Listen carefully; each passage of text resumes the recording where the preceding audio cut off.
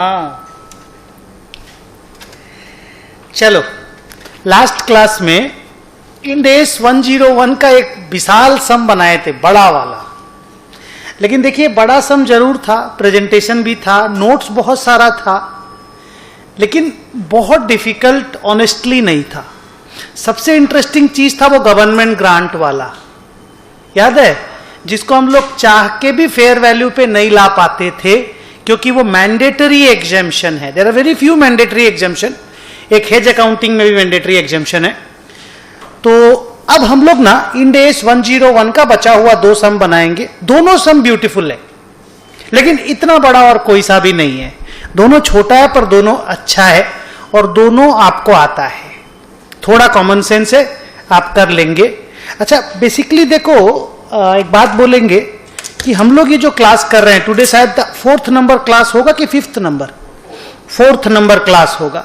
तो ये जो क्लासेस हम लोग अभी कर रहे हैं, ऐसा नहीं कि कोई नया कॉन्सेप्ट सीख रहे हैं। कॉन्सेप्ट हम लोगों के सारे पहले से सीखे हुए हैं। ये रिवीजन टाइप के सम्स है। मैंने पहला दिन बोला था, past MTP, past RTP, past question papers, institute का पुराना फ्रीक्वेंटली आस्क्ड क्वेश्चंस, प्रोफेशनल लोगों का पूछा हुआ क्वेश्चन, उसका समरी बना के इंस्टीट्यूट ने बुक में डाल दिया है और वो हम लोग कर रहे हैं। अब देखो ना, ये इतना जो बड़ा वाला सम है, एग्जाम में आ ही सकता है ना, 20 मार्क्स का पहला वाला सम डाले बच्चों को बैकफुट पे डालने के लिए। इतना बड़ा सम वो लोग दे ही सकता है, दे दे बच्चे सडनली। बच्चों की प्रॉब्लम क्या है कि बच्चों को हर चीज, बच्चे बेचारे वही सम कर पाते हैं जो उनका सेम सम किया हुआ रहे। तो इसीलिए जितना भी सम जहां से भी मिलता है ना, मेरे को यह लगता है कि कोई भी सम बच्चों को छोड़ना नहीं चाहिए। तो मेरी तरफ से तो कोशिश रहता है कि जहां पे जो भी सम हो, फाइनल में कम से कम बच्चों को करवा दिया जाए। ठीक है, तो चलो कौन सा क्वेश्चन नंबर खोलेंगे हम लोग? 2, पेज नंबर 15।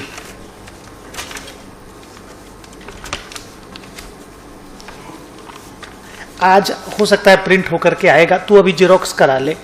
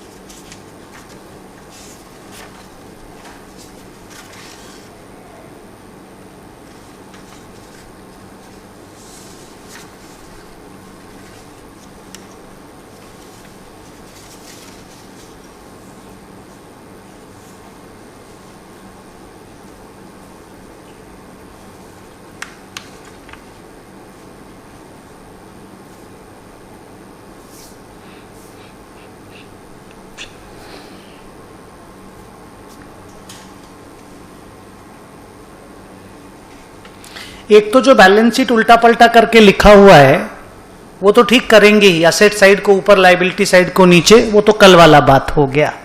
एक वो फिनेंशियल लाइबिलिटी, फिनेंशियल असेट नहीं लिखा हुआ है, वो तो करेंगे ही। एक जो कैपिटल और रिजर्व्स एंड सरप्लस को इक्विटी शेयर कैपिटल और अदर इक्विटी लिखना है, वो तो करेंगे ही। शेयर होल्डर्स फंड को इक्विटी लिखना है, वो तो करेंगे ही, वो तो कॉमन हो गया पुराना बात। सम में खास बात कहां पर है बताओ? नहीं, वो गुडविल तो ठीक है, प्रॉब्लम कहां पे है? नीचे देखिए प्रॉब्लम है। एक जेवी है ना, जेवी क्या किया उसको? हाँ, 50% शेयर एक्वायर किया। उसका कंसोलिडेशन कैसे किया है? प्रोपोर्शनेट मेथड से। क्या इंड एस में प्रोपोर्शनेट मेथड है या इंड एस में इक्विटी मेथड है? इंड एस में प्रोपोर्शनेट कंसोलिडेशन बोल के कुछ पढ़े हो क्या? सर हम लोग तो नाम ही नहीं सुने, प्रोपोर्शनेट कंसोलिडेशन क्या होता है, नाम ही पहला बार सुन रहे हैं। We have never heard about it. Yes, you have never heard about it. The reason is Ind AS में है ही नहीं। तो सर है कहां पे? एग्जिस्टिंग एस में है। एग्जिस्टिंग एस जेवी वाला एस 27 है ना, उसमें जेवी को कंसोलिडेशन सब्सिडरी के जैसा किया जाता है, प्रोपोर्शनेटली 50-50% लेकर के, जबकि इंड एस में इक्विटी मेथड लगता है। तो इस सब में वही काम है कि इन्होंने प्रोपोर्शनेट कंसोलिडेशन कर दिया है। आप सारे असेट लाइबिलिटी को उड़ा करके उसकी जगह इन्वेस्टमेंट लिख दो, and that will B investment in the joint venture, that will B a non current investment. तो चलो पता करते हैं जेवी रिलेटेड फिगर्स कौन से हैं,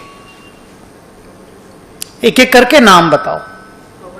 property plant and equipment amount 1200, long term loans and advances amount 405, trade receivable 280, other current assets 50, liabilities में trade payable and short term provisions 35, ये लाइबिलिटी हो गया।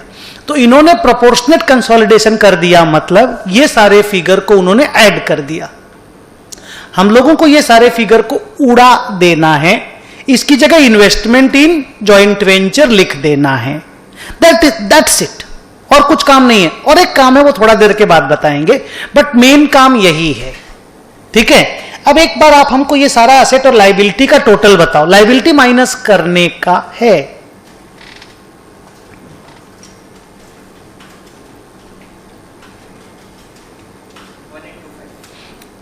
$1825। हम लोग इसका वर्किंग बना लेंगे अच्छे से, एक बार कंफर्म कर लो 1825। तो अभी मैं जो बोल रहा हूं ध्यान से सुनना, फिर एक लाइन और बोलेंगे, बाद में ऐड करेंगे 2 मिनट बाद। ये जो 1825 है ना, this will become the cost of investment as on the opening balance sheet of 142021, and all other assets and liabilities like property plant and equipment 1200, long term loans and advances 405, trade receivable 280, इन सबको हटा देंगे वहां से। अब आप सोचो, अगर आप इन सबको हटा दोगे, इसकी जगह पे आप इन्वेस्टमेंट लिख दोगे, बैलेंस शीट टैली करेगा या नहीं करेगा? कुछ नहीं, बस सेम ही तो है, सब उड़ा के एक असेट लिख दिए। बिकॉज एग्जिस्टिंग एएस, जो पुराना एएस जो इंटर में आप पढ़ते थे, उसमें एएस 27 बोलता है कि जेवी should be consolidated using proportionate consolidation, और ये कंपनी पहले एग्जिस्टिंग एएस ही फॉलो कर रहा था। इंड एएस बोलता है there is nothing called proportionate consolidation, we have to do equity method. तो इक्विटी मेथड में क्या होता है, इन्वेस्टमेंट को ही लिख देना पड़ता है, याद करिए। और उसके बाद हर साल जो प्रॉफिट आएगा, प्रॉफिट को ऐड कर देंगे इन्वेस्टमेंट में, लॉस आएगा तो लॉस को माइनस कर देंगे। यू रिमेंबर इक्विटी मेथड जो एसोसिएट और जेवी के केस में लगता है, हेलो, तो वो काम करना है। अब इसमें एक लफड़ा बच गया, वो है गुडविल का। आपको मालूम है कि सब्सिडरी का जो गुडविल होता है वो तो आउटर कॉलम में आता है, लेकिन एसोसिएट और जेवी का गुडविल आउटर कॉलम में नहीं आता है, वो इक्विटी मेथड में इन्वेस्टमेंट के अंदर ही रहता है। सर लेकिन ये लोग तो बाहर निकाल दिया, ये लोग तो कंसोलिडेशन मेथड फॉलो किया ना, प्रोपोर्शनेट कंसोलिडेशन, तो ये लोग गुडविल को बाहर निकाल दिया। तो सर हम लोग उस गुडविल को क्या करेंगे, उसको भी उड़ा देंगे और उसकी जगह भी इन्वेस्टमेंट लिखेंगे। तो इन्वेस्टमेंट का अमाउंट होगा 1825 प्लस समथिंग समथिंग समथिंग, रुको, प्लस समथिंग। क्यों समथिंग बोल रहा हूं, ध्यान से सुनना। कुछ और गुडविल भी ऐड हो जाएगा और वो टोटल मिलाकर के इन्वेस्टमेंट बन जाएगा, क्योंकि इक्विटी मेथड में गुडविल आउटर कॉलम में नहीं जाता। Goodwill forms part of cost of investment, वो इन्वेस्टमेंट के अंदर ही रहता है इक्विटी मेथड में। तो आज जाकर के घर में इक्विटी मेथड का जो नोट है, अकाउंटिंग फॉर एसोसिएट एंड जेवी बोल के, हाँ वो अलग से है, देखना प्रोपोर्शनल उसमें इक्विटी मेथड, मैं उसका एज का नंबर भूल गया, 28 नो 28, हाँ 28 हाँ इंड एज 28। आप जाके देखिएगा उसमें कि इक्विटी मेथड में खाली इन्वेस्टमेंट ही लिखा जाता है, गुडविल अलग नहीं किया जाता है। और हर साल प्रॉफिट होगा ना तो इन्वेस्टमेंट को ही बढ़ा देते हैं, और लॉस होगा इन्वेस्टमेंट को ही गिरा देते हैं। तो सर इन्होंने क्या किया, इन्होंने लाइन बाय लाइन एडिशन मार दिया जैसे सब्सिडरी का करते हैं। तो सर हमको क्या करना है, इनके सारे आइटम को उड़ा देना है, उसकी जगह में इन्वेस्टमेंट लिख देना है।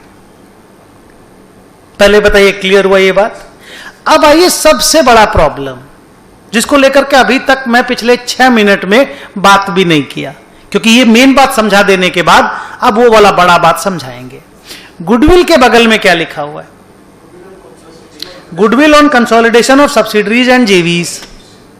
मेरी प्रॉब्लम क्या है, हमको खाली जेवी का गुडविल चाहिए। तो सर जेवी का गुडविल आप वो निकालिए, वो इन्वेस्टमेंट माइनस प्रोपोर्शनेट इक्विटी, वो जो हम लोग गुडविल निकालते थे, याद है गुडविल निकालने का तरीका।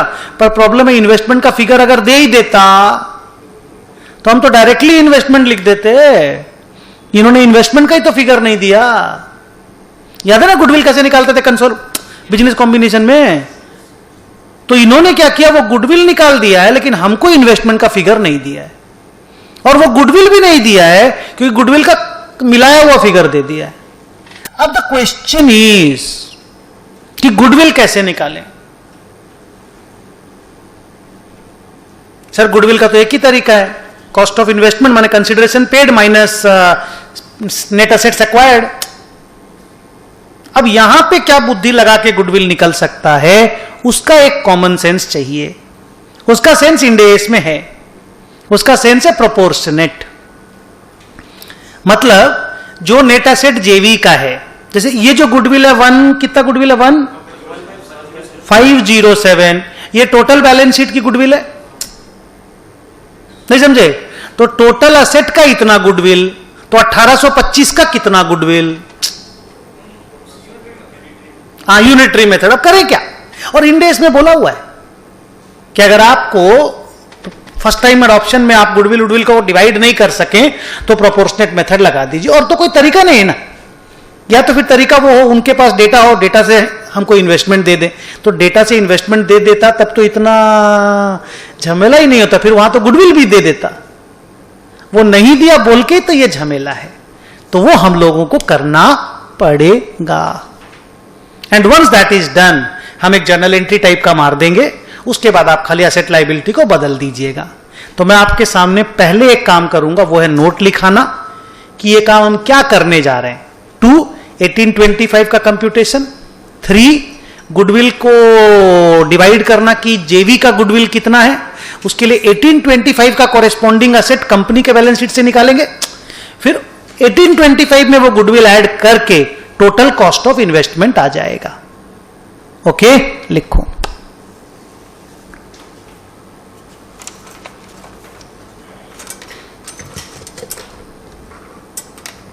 लिखो XYZ लिमिटेड, ये अपना नोट, 1 नंबर कर दो, 1 2 3 4 5 6 करके करेंगे।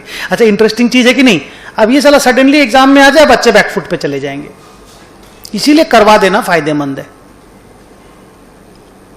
लिखो XYZ लिमिटेड, प्राइवेट लिमिटेड ना, has consolidated its joint venture using proportionate consolidation method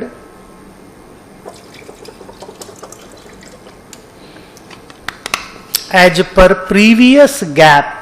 अच्छा प्रीवियस गैप में यही चलता था, कंसोलिडेशन मेथड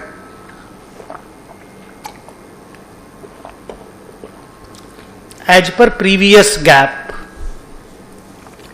मतलब आप ये समझ लो ना बेटा, प्रीवियस गैप में, क्योंकि मैं तो प्रीवियस गैप 2016-17 तक तो प्रीवियस गैप ही पढ़ाया ना, और इंटर में तो अभी भी एएस ही पढ़ा रहा हूं ना मैं। उसमें क्या होता है, जेवी was treated almost like a subsidiary for consolidation, subsidiary की तरह ट्रीट होता है, और इंड एस में वो एसोसिएट की तरह ट्रीट होता है। JV is treated like an associate in Ind AS and JV was being treated like a subsidiary in existing AS. लिखो फुल सेंटेंस कंप्लीट हो गया क्या? Full stop. But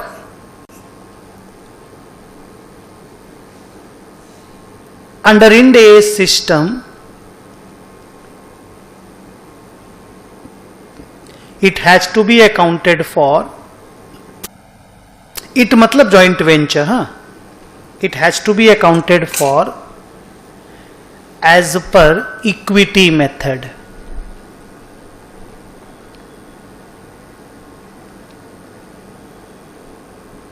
Full stop. So we have to find the carrying amount of investments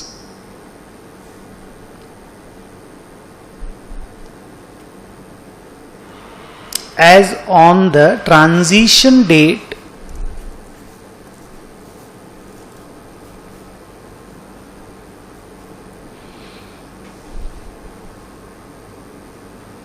and record it as an asset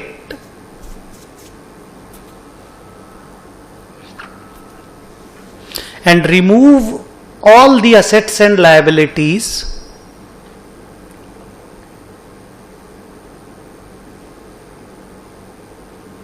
which have been included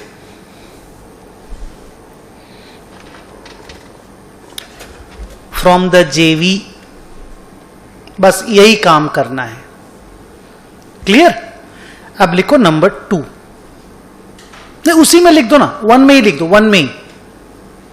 goodwill para change कर देना बेटा, हाँ, लेकिन 1 में ही रखना. Goodwill pertaining to JV. एक बार बैलेंस शीट से गुडविल दिखाओ. 1507. वो गुडविल खाली JV का गुडविल नहीं है, वो सबका गुडविल है. लिखो goodwill pertaining to JV has to be found out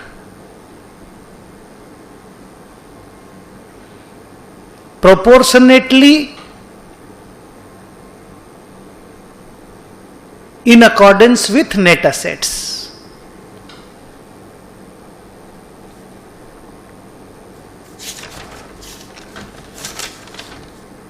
अच्छा, लास्ट वाला क्लास में जो बड़ा वाला सम बनाए थे 15 नोट, हम अपना कॉपी में एक भी नोट नहीं लिखे थे रे, सब खाली डिक्टेट किए थे. वही हम देखे खाली बैलेंस शीट है, मेरा 2 पेज में सम बन गया. बच्चे लोग बोले मेरा इतना, एक तो नोट हम बनाए थे 15 नंबर, है ना. अच्छा, आपसे एक रिक्वेस्ट है, आप एग्जाम में ना जब नोट बनाए ना, पहले बैलेंस शीट बना के फिर नोट लिखिएगा. अब पहले 2 पेज आपको छोड़ देना पड़ेगा, क्योंकि नोट से ही तो बैलेंस शीट बना पाते हो.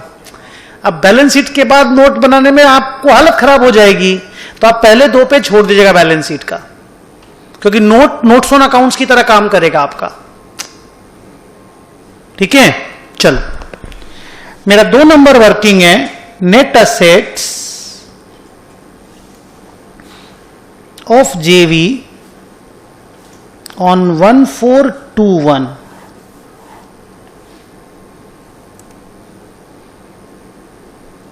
बोलो, JV की जो नेट असेट हमने कंसोलिडेट करी है 1421 को, उसका डेटा एक एक करके लिख के दो. Okay, very good.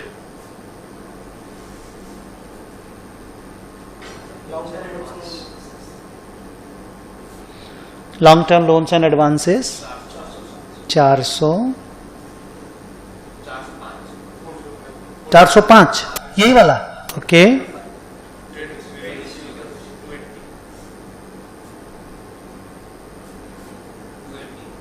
ओके,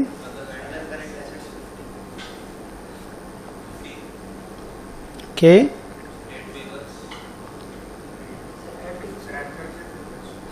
एक साथ कर देंगे ना. ट्रेड पेएबल 75,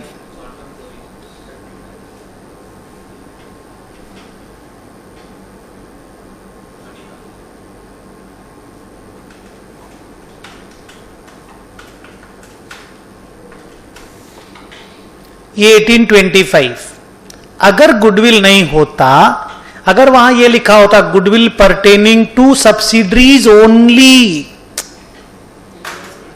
तो यही अमाउंट बन जाता, ये 1825 बन जाता हमारा कॉस्ट ऑफ इन्वेस्टमेंट या कैरिंग अमाउंट ऑफ इन्वेस्टमेंट। इन सबको उड़ा देते, हाथ देखो, इन सबको उड़ा देते, उसकी जगह इसको लिख देते, काम कंप्लीट। अब लड़ाई है खाली गुडविल का कि गुडविल कैसे निकालें, तो आंसर इज प्रोपोर्शनेट छोड़ के हमारे पास और कोई रास्ता नहीं है। वैसे सही रास्ता तो वहीं से आता, अगर रियल में दिया हुआ रहता तो इन्वेस्टमेंट माइनस नेट असेट करके, बट ठीक है, नहीं है तो प्रोपोर्शनेटली निकाल देंगे।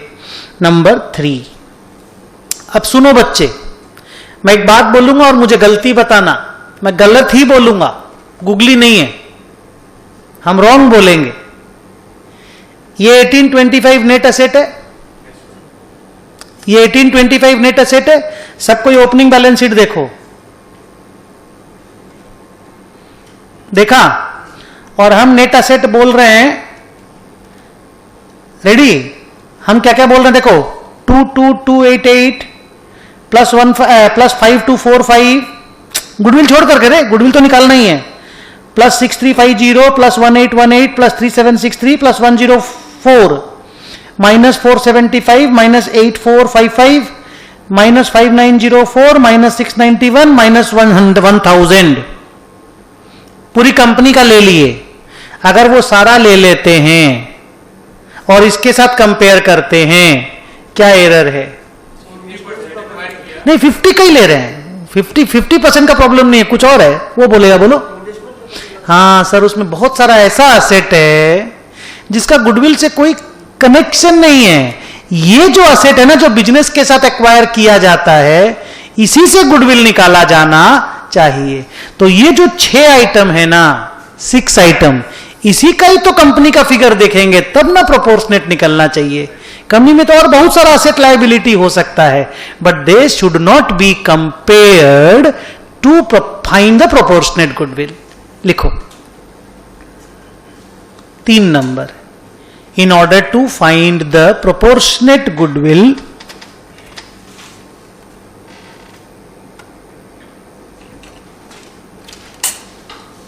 we will use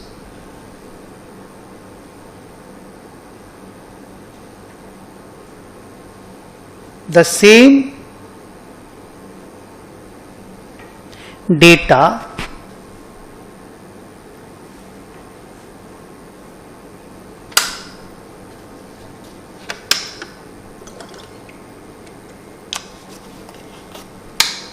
we will use the same data for the total figures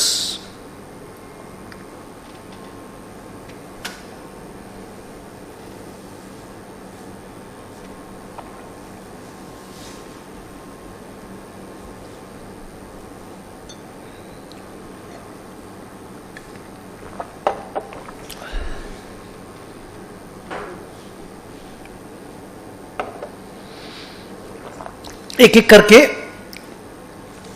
एक करके मुझे वो सारे डेटा लिखो।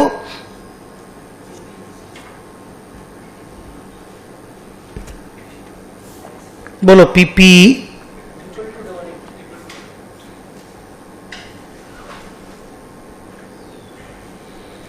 ट्रिपल 288,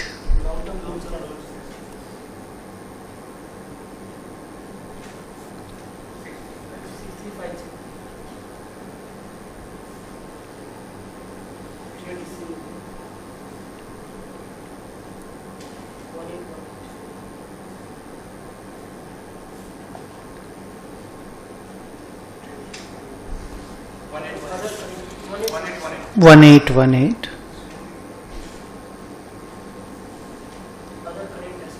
एक सेकेंड, बोलो।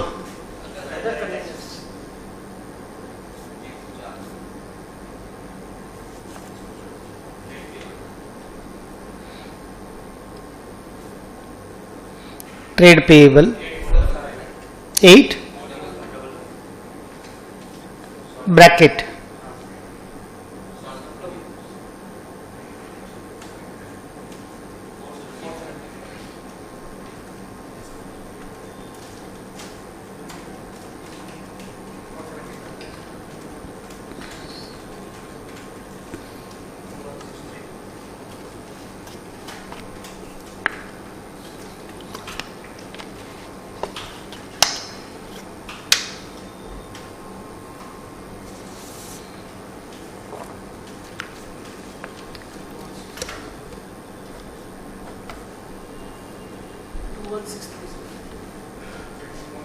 टू 1630।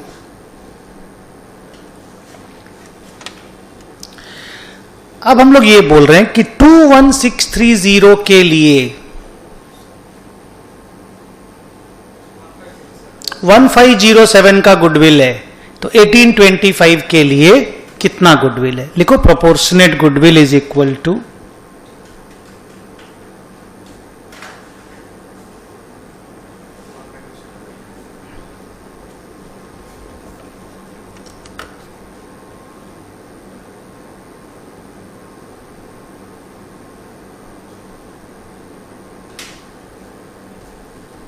बोलो 1507 डिवाइडेड बाई 21630 इंटू 1825।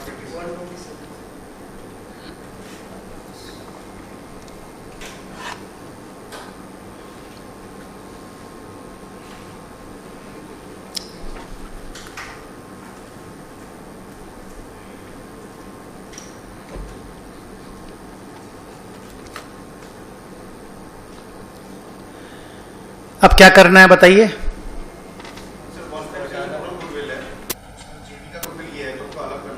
हाँ, अब फाइनल काम क्या है? इसको अलग कर देंगे, इन सबको भी अलग कर देंगे, उसकी जगह बैलेंस शीट में इन्वेस्टमेंट्स आ जाएगा। लिखो, so carrying amount of investment will B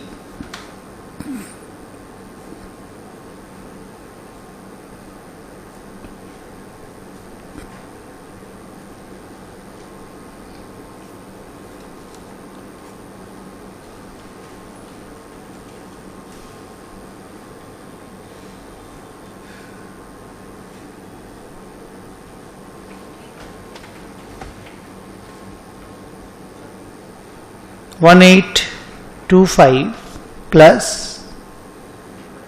127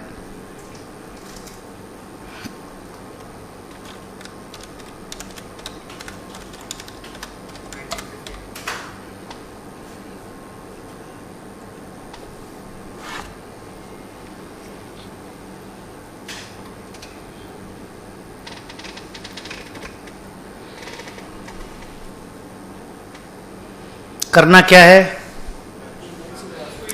इसको बैलेंस शीट की असेट साइड में दिखा करके बाकी सारा चीजों को उड़ा देना है। क्लियर?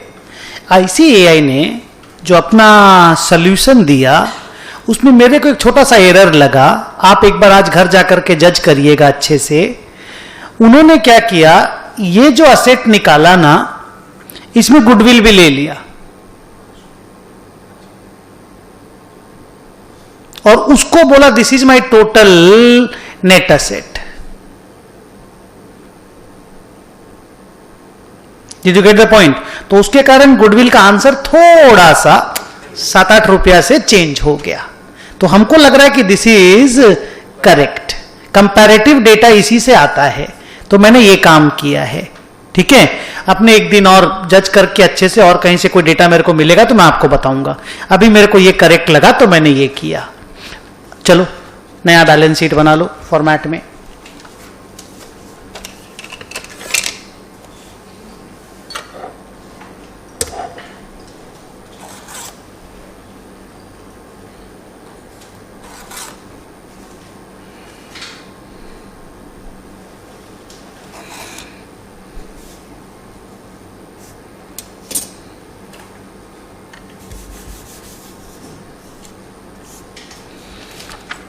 अगर आप इसमें ले लेते हो 1507 तो ये कितना बनता है एक बार देख तो। 1507 23137, तो बस ये जो नीचे है ना, ये 23137 लिया है, 1507 बाई 23137 इंटू 1825। हाँ, तो उनका 119 आंसर आया है। मेरे को ये करेक्ट लग रहा, बट फिर भी किसी को लगे नहीं इंस्टीट्यूट के साथ पंगा नहीं लेना है, रिस्क हो जाएगा ना, तो आप 119 करके बना देना एग्जाम में, अगर आपको ऐसा डर लगता है तो। मेरी नजर में ये करेक्ट है, तो हम कैसे बदलें? मेरा अपना एक तो ईगो है, तो भले छोटा सा ही है, लेकिन मैंने आपको बता दिया कि मेरे को लग रहा है वो दोनों डेटा कंपेरेबल नहीं है, बिकॉज 1825 इज एक्सक्लूडिंग गुडविल, तो इस डेटा को भी ऐसे भी नेट असेट में गुडविल नहीं आता है, नेट असेट के बाद ही गुडविल निकालते हैं हम लोग। सो ये मेरा अपना परसेप्शन, बट स्टिल मैंने आपको बता दिया। बाकी जगह पे कोई हम लोगों का डिफरेंस नहीं है, बाकी सब ओके है। और एक चीज में भी कल एक तो दिक्कत था, 1 मिनट आपको बताता हूं, उसमें तो हम माने नहीं, वो खाली आपको बता देता हूं। ये जो 1,10,000 था, याद है, ये 110, ये जो स्टाफ लोगों का एडवांस था, स्टाफ लोगों का एडवांस था ना, ये याद है ना? तो अपने बात किए थे, स्टाफ को अगर एडवांस दे तो सर्विस लेके ही तो ठीक करेंगे ना, उसका सेटलमेंट तो सर्विस लेके ही होगा। तो इंस्टीट्यूट ने इसको भी कैश लेकर के ही बात कर दिया और इसको ऊपर डाल दिया, मतलब यहां से फिनेंशियल असेट में डाल दिया। तो अपने बात किए थे कि भाई ये तो सर्विस लेकर के होगा, तो ये मैंने यहां पे डाला। तो that is not big deal, but ये वाला एक तो डील बिग हो सकता है। चलो बैलेंस शीट बनाना स्टार्ट करते हैं।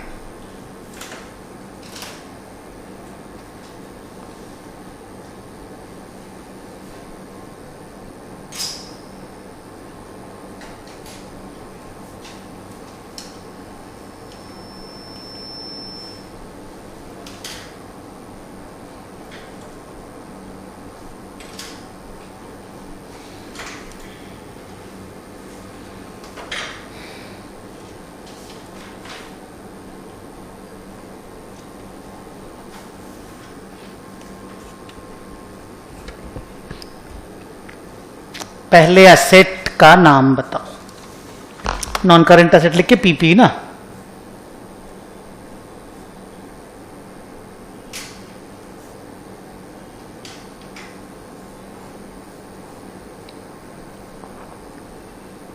इनर कॉलम भी तो करना था हम लोगों को, आप लोग तो कर दिए होंगे ना।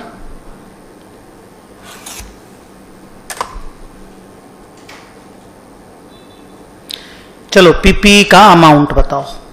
पीपी में भी तो चेंज है ना, 1200 उड़ाना है ना रे, तो उड़ाने के बाद वाला अमाउंट बता दो सीधा। अच्छा सुनो, 1421 वाला बैलेंस शीट रीड्राफ्ट करने बोला है, क्लोजिंग वाला नहीं, 1421 वाला ओपनिंग बैलेंस शीट। ट्रांजिशनल 101 इंडेस के सम बना रहे हो ना, तो वो ट्रांजिशन डेट का ही बैलेंस शीट को बदलने बोलता है ना। तो 22288 माइनस 1200,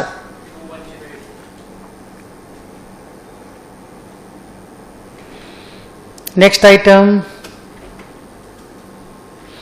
नहीं, पहले इन्वेस्टमेंट प्रॉपर्टी, गुडविल उसके बाद आता है।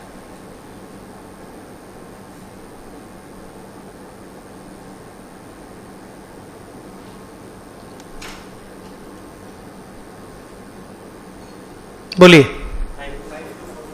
फिर से, इसमें कोई चेंज नहीं है ना, गुडविल।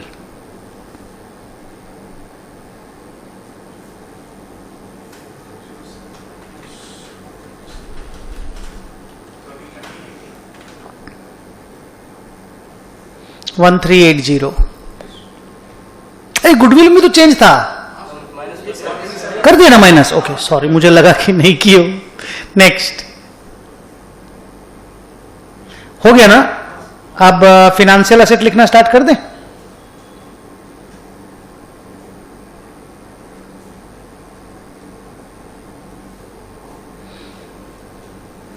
एक एक करके फिनेंशियल एसेट के नाम बोलते जाओ। लॉन्ग टर्म वाले, हाँ तो long term loans and advances पैसा वाला ही मानेंगे, और क्या, पैसा ही वापस मिलेगा हम लोगों को।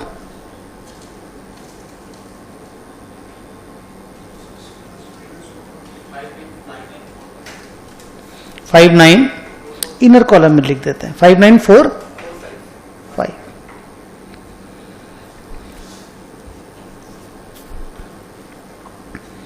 और ये वाला इन्वेस्टमेंट्स इन जेवी, और इन्वेस्टमेंट इन जेवी को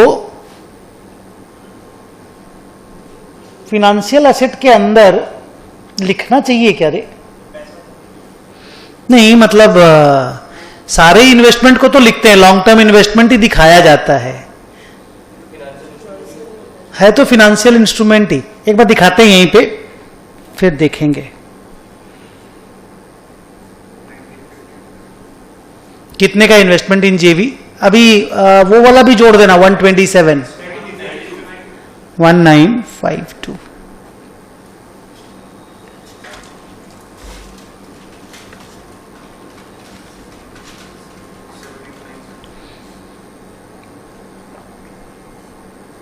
ये हो गया total non current assets.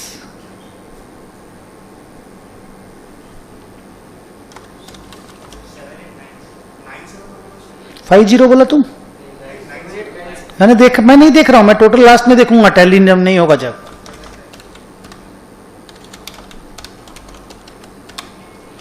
Seven 7897 तो मेरा है 35,610।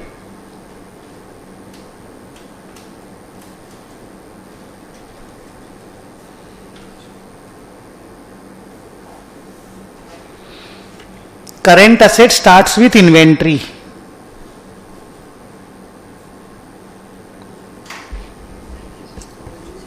नहीं है, चलो अब लिख दिए फाइनेंशियल एसेट्स।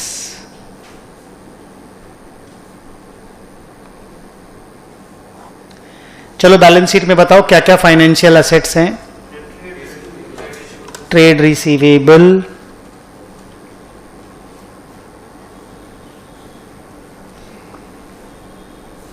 चेंज होगा इसमें तो जरूर।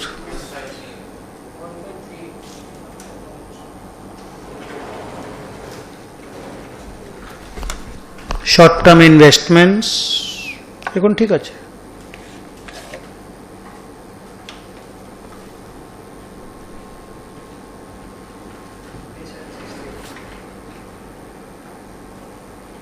थ्री ओके, चेंज करके इसमें चेंज नहीं है। ओके तो इसको बाहर निकाल दो। अदर करेंट एसेट्स को तो फिनेंशियल कैसे बोलेंगे, तो अलग से ही दिखाना पड़ेगा ना।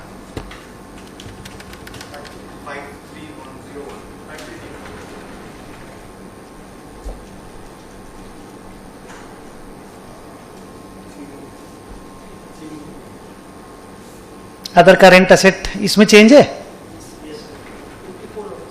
ओनली 54, चेंज करके।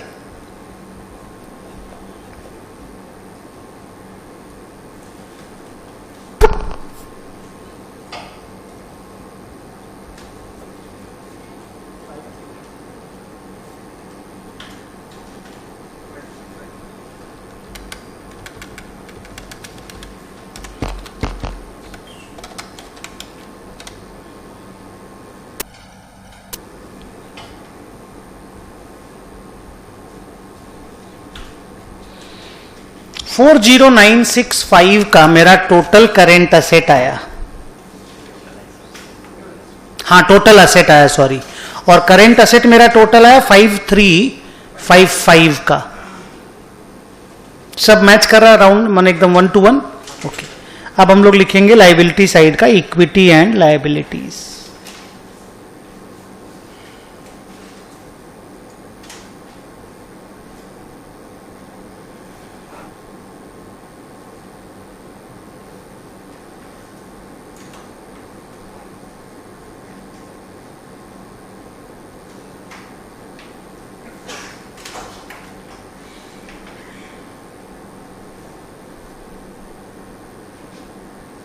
अच्छा, आपको मैंने बताया था आप ऊपर में जैसे ABCD कर सकते हो।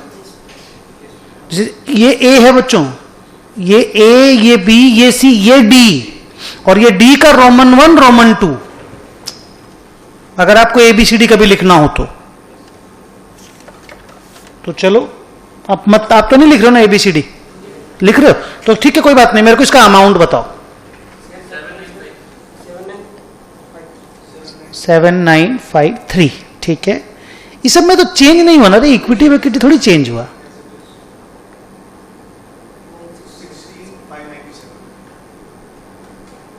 ये सब आप 1421 वाला बोल रहे हो तो नहीं तो बाद में कुछ इधर से कुछ उधर से ले लोगे, कुछ टैली नहीं करेगा।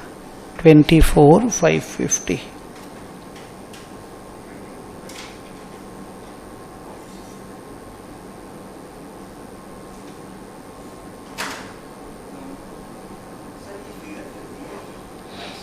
ये ऐसे ही दिया है, मीनिंगलेस है, कोई काम का नहीं। हाँ चलो, फाइनेंशियल लायबिलिटी में we start with borrowings if they have, if they don't have आप जो बोलोगे वो लिख दूंगा। बोरोइंग्स ही है ना।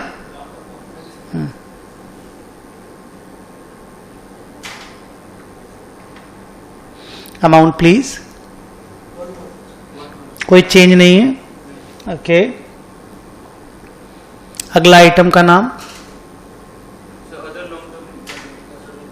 तो अदर लॉन्ग टर्म लाइबिलिटीज को फिनांस में क्यों लिखूंगा मैं, तो मैं इसको बाहर निकाल दूं।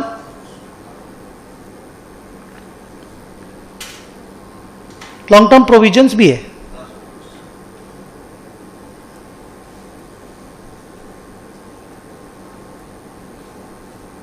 और अदर लॉन्ग टर्म लाइबिलिटीज भी है।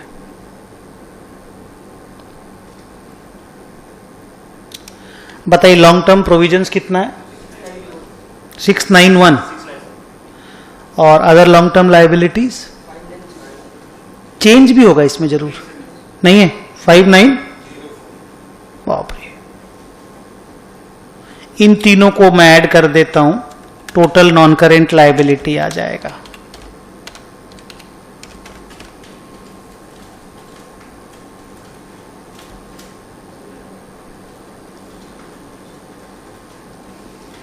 जैसे मैं इस तरह से बीच बीच में ऐड करके बनाता हूं, क्योंकि सारे कॉर्पोरेट्स ऐसे ऐड करके बनाते हैं।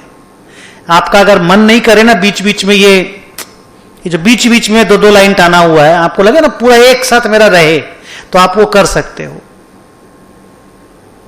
ये जो टोटलिंग है ये नहीं करके, देखो इधर कहां पे, देखो ये टोटलिंग नहीं करके, ये टोटलिंग नहीं करके, सीधा एक ही टोटल, ऐसे इक्विटी का अलग टोटलिंग नहीं करके सीधा एक ही टोटल, वो आप कर सकते हो। मिस हो गया, ओके।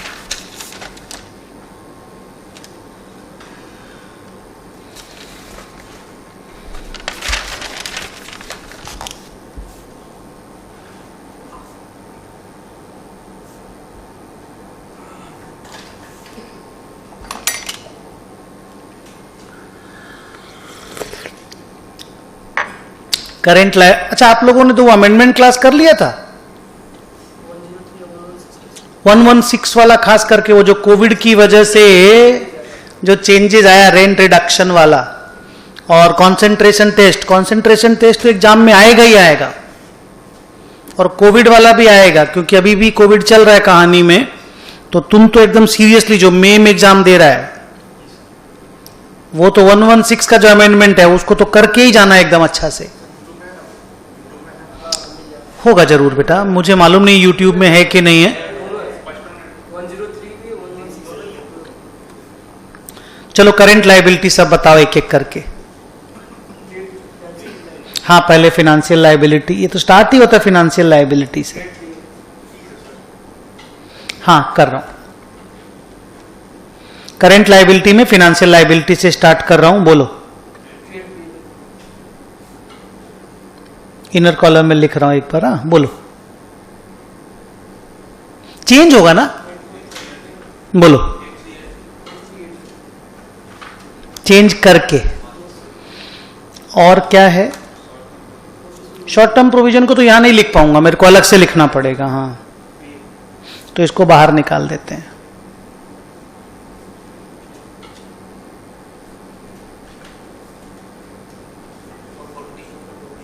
वन 440 तो ये अपना हो गया total current liabilities.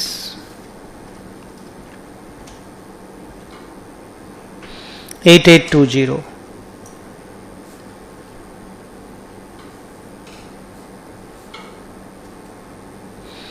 Total equity and liabilities में ये 8820 आया, 7595 आया और 24550 आया, 40965।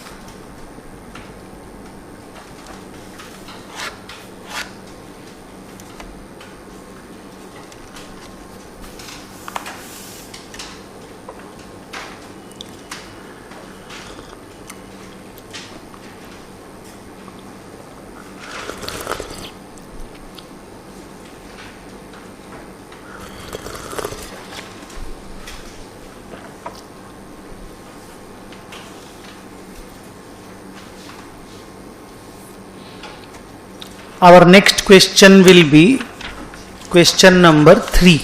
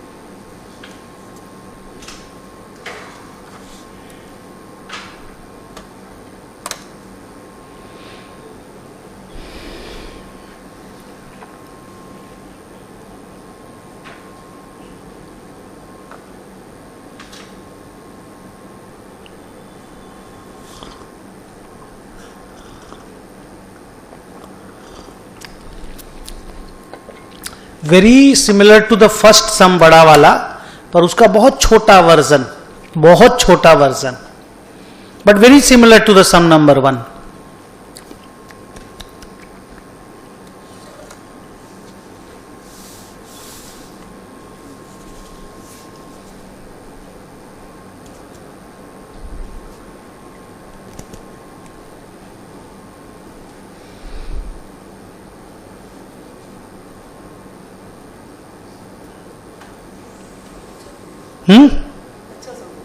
हाँ, इस तरह का सम छोटा सा है, 4, 5, 8 मार्क्स का, 10 मार्क्स का, जो भी।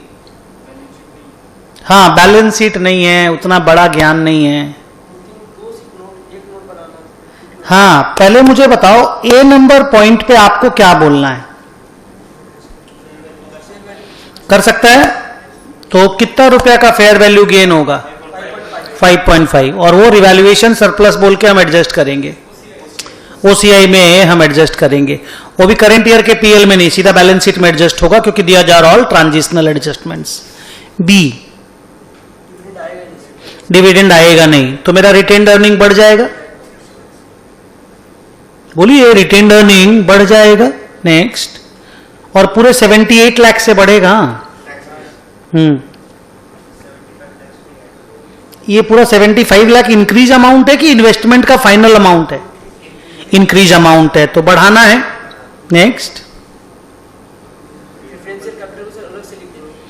अच्छा, प्रेफरेंस शेयर कैपिटल रिडीमेबल है, याद है कितना डिस्कशन किए थे कि इन डेज में preference share capital has become a liability, it is no longer equity. तो ठीक है, इक्विटी में नहीं रहेगा हमारी। आगे रिजर्व एंड सरप्लस का ब्रेकअप दिया है। 40 करोड़ रुपया है कैपिटल रिजर्व, नहीं जनरल रिजर्व, 5 करोड़ रुपया कैपिटल रिजर्व, तो 50 करोड़ रुपया हो गया रिटेन्ड अर्निंग। ठीक है, नेक्स्ट, और प्रेफरेंस शेयर कैपिटल के बारे में लिख भी दिया है। ऐसे भी खाली जो इरिडीमेबल प्रेफरेंस शेयर कैपिटल होता है उसको इक्विटी मानते हैं, क्योंकि उसको रिटर्न करने की जरूरत नहीं है। आगे, what is the balance of total equity as on 1 April 2021 after transition to Ind AS? जो बदलाव होंगे ना, जो आपने ऐड किया, ये लिस्ट तो कुछ भी नहीं किए ना, नहीं वो भी तो ऐड है। अरे रिटेन्ड अर्निंग में बोल रहे हैं, डिविडेंड को लाइबिलिटी से उड़ा दिए, प्रॉफिट को तो बढ़ाना ही पड़ा ना। और क्या मांगा है? Show a reconciliation between total equity पुराना वाला and total equity as per Ind AS. तो दो काम करना है। तो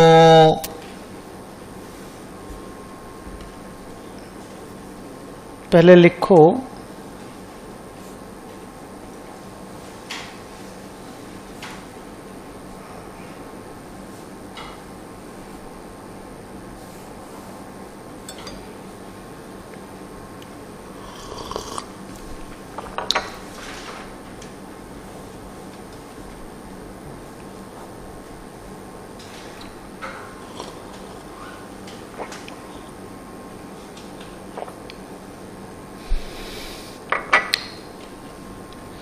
total equity as per Ind AS on 1/4/21। सबसे पहले इक्विटी शेयर कैपिटल,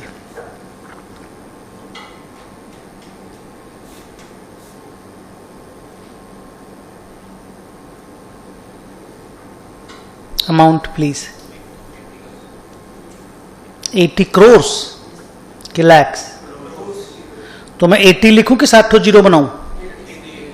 80 लिखूं। वो लोग सब इसी तरह से लिखा है कि जीरो बना के लिखा है? नहीं लिखा है ना? हाँ तो ठीक है, एक मिनट।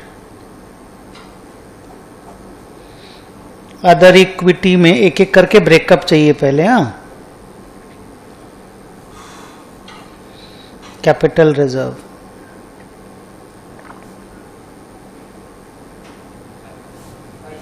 जनरल रिजर्व,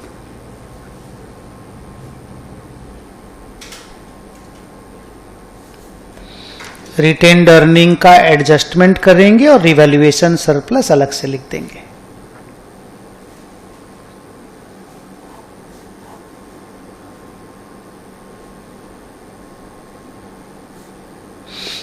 चलो, कैपिटल रिजर्व में हमने कोई छेड़छाड़ नहीं किया, तो अमाउंट पुराना वाला अभी वापस बता दो, 5।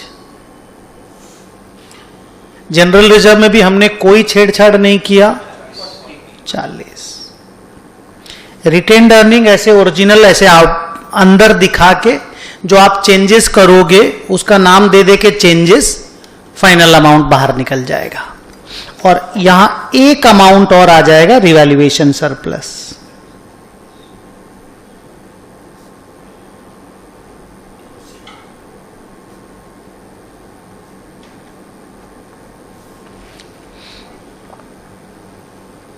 चलो ओरिजिनल बताओ। ये 50 कैसे लाए तुम लोग? अच्छा, ये हम लोग बात किए थे ना, 95 था, 40 और 5 माइनस किए थे, ठीक है। अब इसमें जो जो एडजस्टमेंट करोगे एक एक करके नाम बोलते जाओ। डिविडेंड रिवर्स्ड,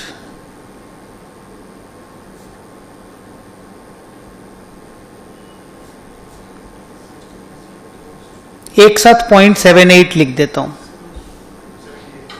पॉइंट क्यों लिखा? लैक्स में है और अपना क्वेश्चन करोर्स में है। और रिवर्स क्यों करना पड़ा? क्योंकि डिक्लेयर होने के पहले आप डिविडेंड रिकॉर्ड कर ही नहीं सकते। आजकल एग्जिस्टिंग एएस में भी नहीं कर सकते, मालूम? पुराने वाले गैप में भी रिकॉर्ड करना अलाउड नहीं है, क्योंकि एग्जिस्टिंग एएस 4 भी बदल गया है। एग्जिस्टिंग जो AS4 आप इंटर में पढ़ते थे ना, वो भी बदल गया है।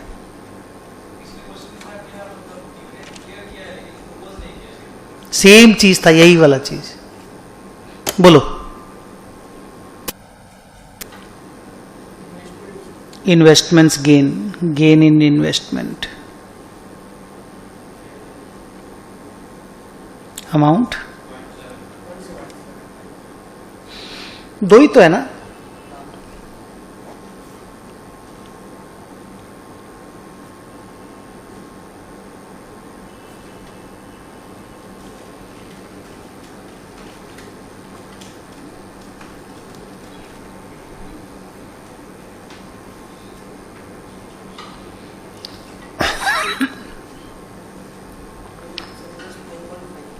खाली 5.5।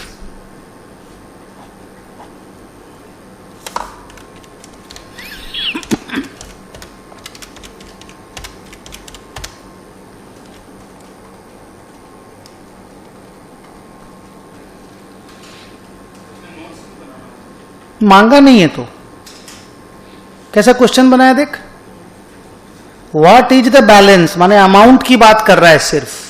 पिछला बार तो पूरा बैलेंस शीट बनाए थे, तो बैलेंस शीट के साथ नोट्स बनाना जरूरी हो जाता है। ये ज्यादा बेटर है, लेकिन इस तरह का सम में साला इतना लिखने में कितना टाइम लग जाता है। इस तरह के सम में टाइम बहुत बचता है। अच्छा, एक काम और करने बोला है, और वो रियल में भी होता है। जब रियल में कंपनियां इंड एस का बैलेंस शीट पहली बार बनाती है ना, तो एग्जिस्टिंग गैप का इक्विटी और नया गैप का इक्विटी का रिकॉन्सिलिएशन देना पड़ता है। तो आपका एग्जिस्टिंग गैप का इक्विटी कितना है बताओ, नाम लिखो, reconciliation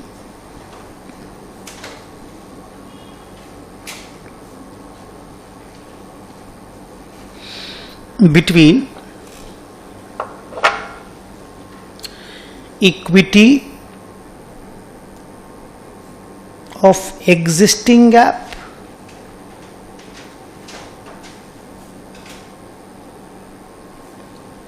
and equity of Ind AS.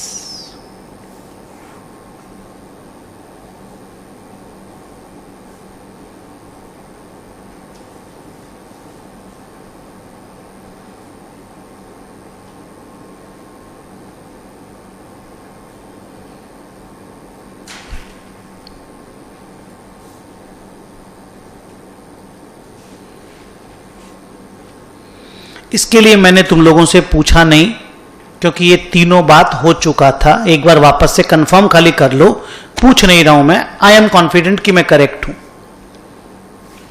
पुराना गैप में प्रेफरेंस शेयर कैपिटल को इक्विटी ही बोला जाता था, शेयर होल्डर्स फंड नाम था ना। अब जो जो चीज हटाए हो और जो जो चीज ऐड किए हो, आंसर 182.03 लाना है। 182.03 क्यों?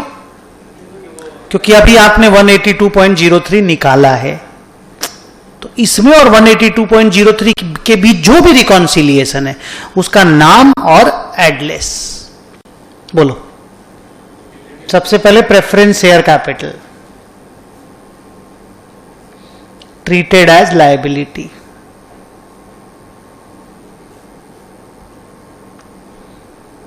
क्यों? इक्विटी, हाँ हम लोग इक्विटी नहीं, पेबल है वो, वाई इट इज लाइबिलिटी नहीं बोल रहे हैं, वाई हैड आई डिडक्टेड पूछ रहे हैं। Because it is included here but not included there, माने it is here, previous GAAP में it is equity, new GAAP में it is not an equity, तो हटा दिए। और बोलो,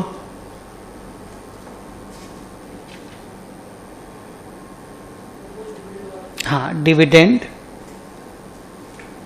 रिवर्स्ड, तो ये हम ऐड करेंगे। हाँ आगे गेन ऑन इन्वेस्टमेंट,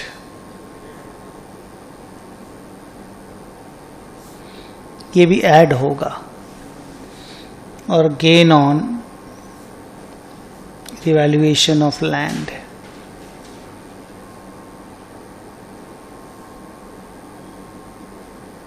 ये भी ऐड होगा। ये आ जाना चाहिए, और तो कोई चेंज था नहीं।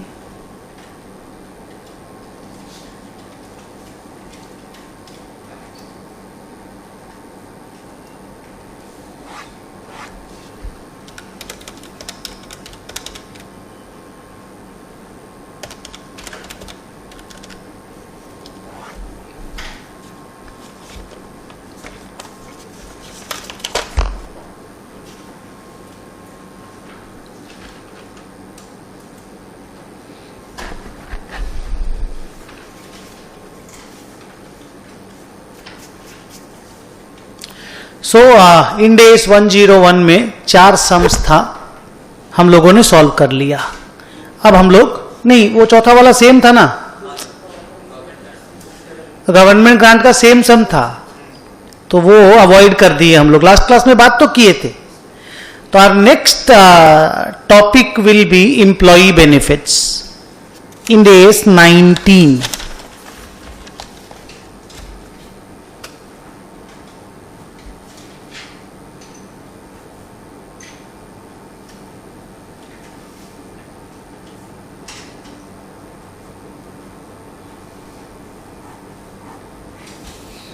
अच्छा बच्चों, आपको एम्प्लॉय बेनिफिट्स में पास्ट सर्विस कॉस्ट का अमेंडमेंट करवा दिए थे क्या? देखना तो।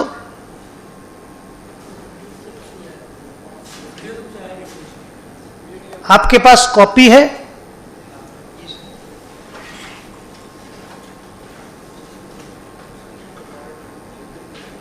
कॉपी है तो बताना। पास्ट सर्विस कॉस्ट निकालिए, उसमें अगर पॉसिबल हो तो बेटा एम्प्लॉय बेनिफिट वाला अगर चैप्टर हो आपके पास।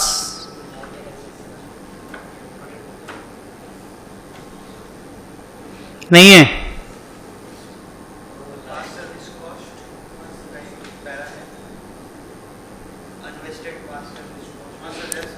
है? हाँ, वही अनवेस्टेड पास्ट सर्विस कॉस्ट का ट्रीटमेंट चेंज हो गया है, वो अब डेफर नहीं होता है। वही बोलना था बस, और कुछ नहीं। हाँ, गूगल मीट में बताए होंगे, कभी ना कभी जिंदगी में बताए होंगे, नहीं बताए होंगे, आज हैं बताने के लिए। हम बता दिए थे, मेरा काम हम कर दिए थे। फिर भी बाई चांस तुम लोगों तक वो कम्युनिकेशन अगर नहीं पहुंचा हो तो हम वो कम्युनिकेट अभी कर देना चाहते हैं। खोल कॉपी तब तो बता पाऊंगा। नहीं है? हाँ, पढ़ो। अनवेस्टेड पास्ट सर्विस कॉस्ट को खाली पढ़ो। Unvested past service cost. Yes, unvested past service cost उसी को बोलते हैं कि उनका अभी तक वेस्टिंग कंडीशन फुलफिल नहीं हुआ है।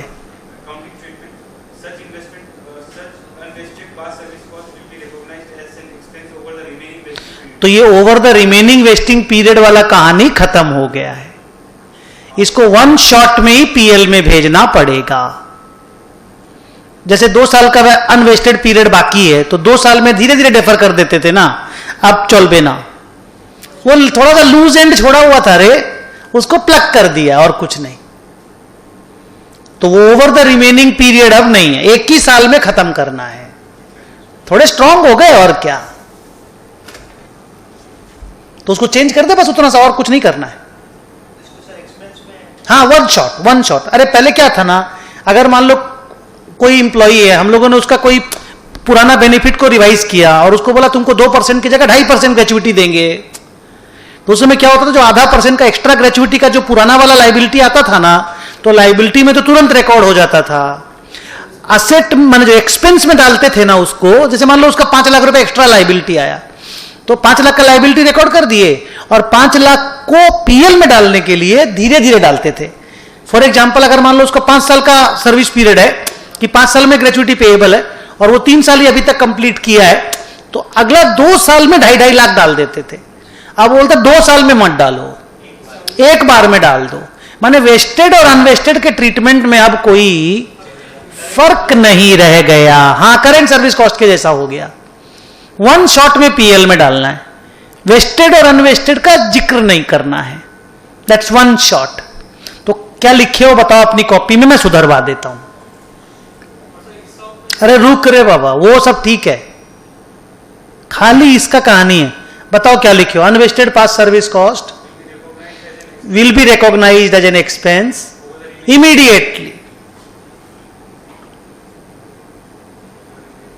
क्योंकि मुझे मालूम था कि तुम लोगों का ये कॉपी में गड़बड़ है, कौन कब पढ़ा हुआ रहता है नहीं मालूम ना। और अमेंडमेंट सबके लिए इक्विवेलेंटली एप्लीकेबल होता है। तुम चाहे मई 21 में पढ़ाओ, मई 20 में, नवंबर 20 में, कभी भी पढ़ा हुआ हो, आज के दिन का जो सीन है वही तो पढ़ के एग्जाम देना पड़ेगा। बोल। हाँ, अब तो लाइबिलिटी भी तुरंत, खर्चा भी तुरंत ना। लाइबिलिटी पहले क्या होता था, डेफर्ड पास्ट सर्विस कॉस्ट बोल के तो पैदा हो जाता था, अनरिकॉग्नाइज्ड पास्ट सर्विस कॉस्ट। अब वो चीज आएगा नहीं।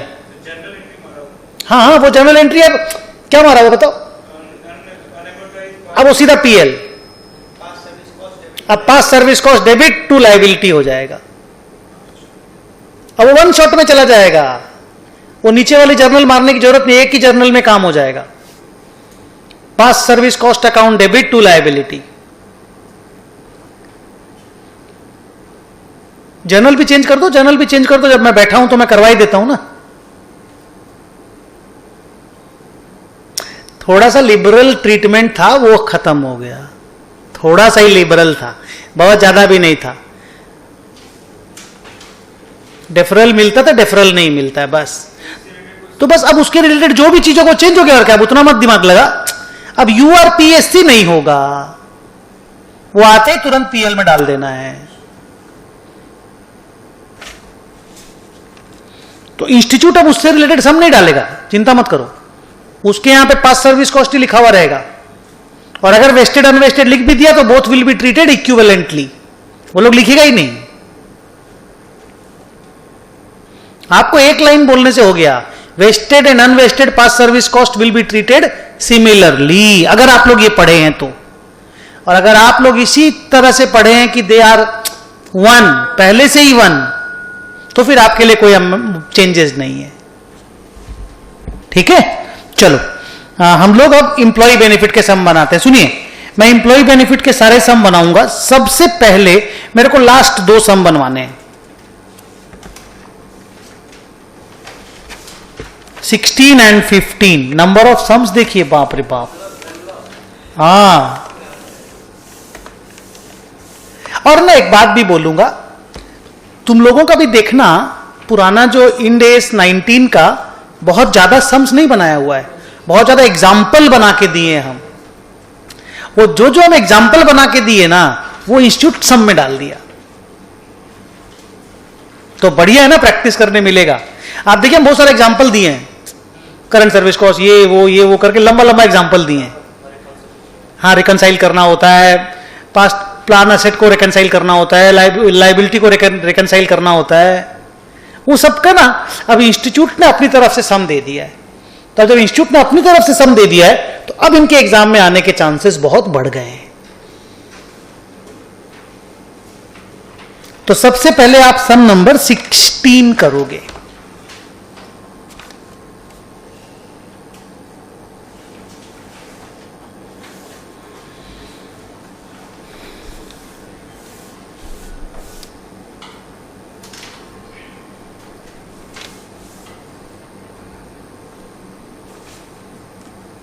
और आज घर जाकर के Ind AS 19 revision, Ind AS 101 revision, okay.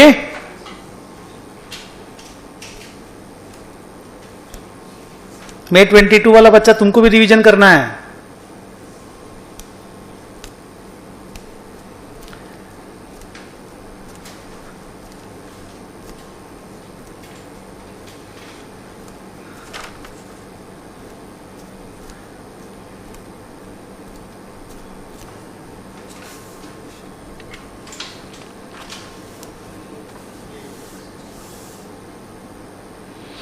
ये वाला बात बच्चा बोलता आप गूगल मीट में बताए थे।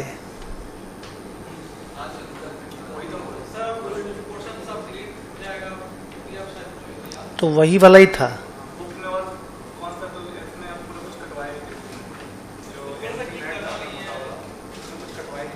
अब ऐसे मेरे को बोलेगा ना भाई, मैं बाप जन्म में नहीं बता पाऊंगा कब मैंने क्या कटवाया, ये हम नहीं बता पाएंगे। लेकिन हाँ, जो आज के दिन का सीन है वो हम बता पाएंगे, क्योंकि मैं बोलूँ ना कौन कौन कब पढ़ा हुआ, मेरा ये वाला पढ़ा हुआ है, ऐसे करके कैसे बताएंगे हम। Are you getting my point? हाँ, लेकिन जो सीन है, जो वो कहानी बता दें भाई, ये अगर तेरा ये पढ़ा हुआ तो ये कहानी है। अब कहो ना मेरा तो यही पढ़ा हुआ है, हम तो वेस्टेड अनवेस्टेड पास सर्विस को जानते ही नहीं है, हम तो पास सर्विस कॉस्ट खाली जानते हैं। हाँ तो बढ़िया है, तेरे लिए कोई चेंज नहीं है। Got it? चलो,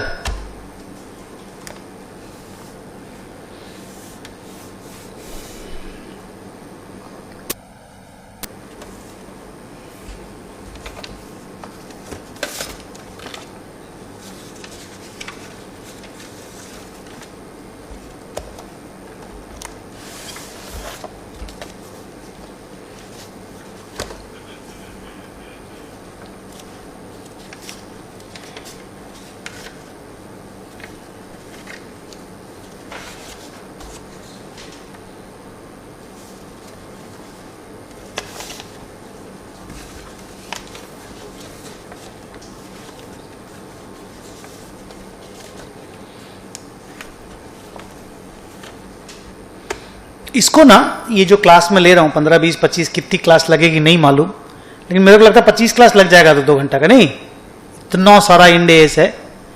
तो ये अभी उस दिन मैंने बोला था ना तुम लोगों को, ये सारे बच्चों के लिए, मतलब ऑल ओवर इंडिया के लिए इसको फ्री कर दिए।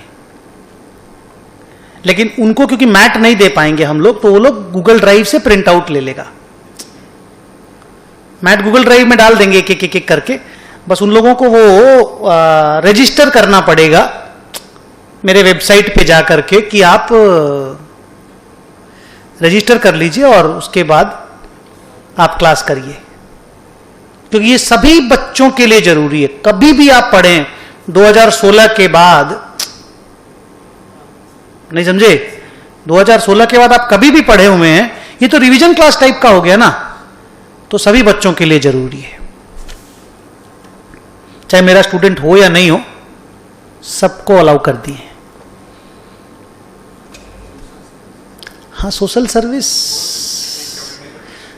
सर्विस तो नहीं बोलो, बस स्टूडेंट के लिए बढ़िया कम्युनिकेशन का तो बच्चों को मिल जाएगा एक तो रास्ता। विक्रम बोला एक बार मार्केटिंग कर लीजिए इसका, फिर हम बोले ठीक है, कितना कितना रुपया, अब तो बुढ़ापा आ गया। चलो स्टार्ट करो, बताओ एकदम जाना पहचाना है कि नहीं, सब कुछ हमको बताओ, याद आ रहा है कुछ कुछ। सबसे पहले पहला अमाउंट का नाम क्या है, एक एक अमाउंट का नाम बोलते जाओ, बिकॉज अमाउंट का ही पूरा लफड़ा है। प्लान असेट है कि लाइबिलिटी है? 20,40,000 रुपया इज माई असेट और इज माई लाइबिलिटी। असेट नाम क्या है? नहीं, fair value of plan assets, fair value of plan asset of defined benefit plan, तो ये असेट है मेरा। इसको और लाइबिलिटी को नेट करके बैलेंस शीट में दिखाना पड़ता है। अब हमको बताओ इससे रिलेटेड लाइबिलिटी कितना है, जिसका नाम होता है present value of obligation, 21,25,000। So liability is more by how much amount on the opening date? 85,000। So that is my liability in the balance sheet.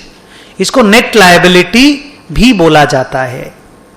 अब हमको पहला लाइन बताओ, उसके बाद का पहला फिगर बताओ क्या चीज का है? कॉन्ट्रीब्यूशंस। हमारे यहां से कैश आउटफ्लो होगा।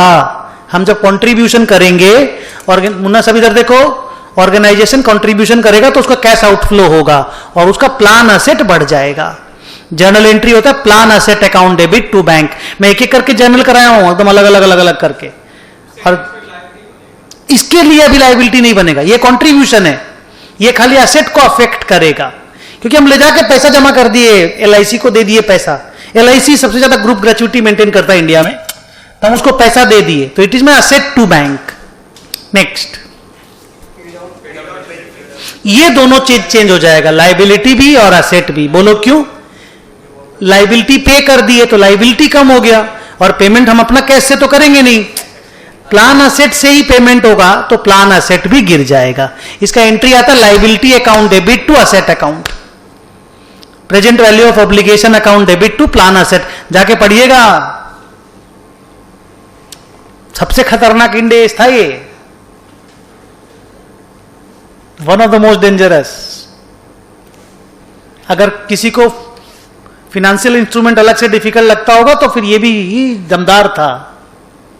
फिनेंशियल इंस्ट्रूमेंट तो खत्म ही नहीं होता है। चलो नेक्स्ट आइटम, ये लाइबिलिटी को बढ़ा देगा और पीएल में चला जाएगा। इसका एंट्री होता है current service cost account debit to liability account. ये इंप्लॉय लोगों ने काम किया ना, तो उनकी ग्रेच्युइटी उतनी ऐड हो गई, तो it's an expense and a liability. Next, interest rate 5%। ये एक्सपेंस भी होता है और इनकम भी होता है। प्लान असेट पे इनकम होता है और लाइबिलिटी पे एक्सपेंस होता है। जनरली दोनों के रेट अलग अलग होते हैं, लाइबिलिटी का रेट अलग होता है, असेट का रेट अलग होता है। इस क्वेश्चन में दोनों में सेम रेट है, और ओपनिंग असेट लाइबिलिटी पे ये रेट मल्टीप्लाइड होता है। अगर कोई बाकी किसी चेंजेस का डेट दिया रहता है तो डेट वाइज भी यूज होता है आगे। हाँ, 6 मंथ वाला एक तो सम भी कराए होंगे। नेक्स्ट, अच्छा, क्लोजिंग प्लान असेट और क्लोजिंग ऑब्लिगेशन दिया हुआ है, तो इससे ना एक्चुरियल गेन लॉस निकलेगा। एक्चुरियल गेन लॉस को इंड एस की लैंग्वेज में रीमेजरमेंट गेन लॉस बोलते हैं। एक्चुरियल गेन लॉस भी बोलते हैं, रीमेजरमेंट गेन और लॉस भी बोलते हैं। आपको जो पहला इंड एस का क्लास कराए होंगे ना, एकदम शुरू वाला, तो उसमें एक्चुरियल गेन लॉस लिखाए होंगे और नहीं तो रीमेजरमेंट गेन लॉस लिखाए होंगे। दोनों का एक ही मीनिंग है कि अगर एक्चुअली से कोई गलती हो गया, कोई चेंजेस हो गए, तो उसके कारण जो एक्स्ट्रा गेन लॉस आता है उसको एक्चुरियल गेन लॉस बोलते हैं। उसको बड़े लोग रीमेजरमेंट गेन लॉस बोलते हैं। ओसीआई में जाता है, यस, ओसीआई में जाता है और कभी रिवर्स नहीं होता है, जिंदगी भर वहीं पड़ा रहता है।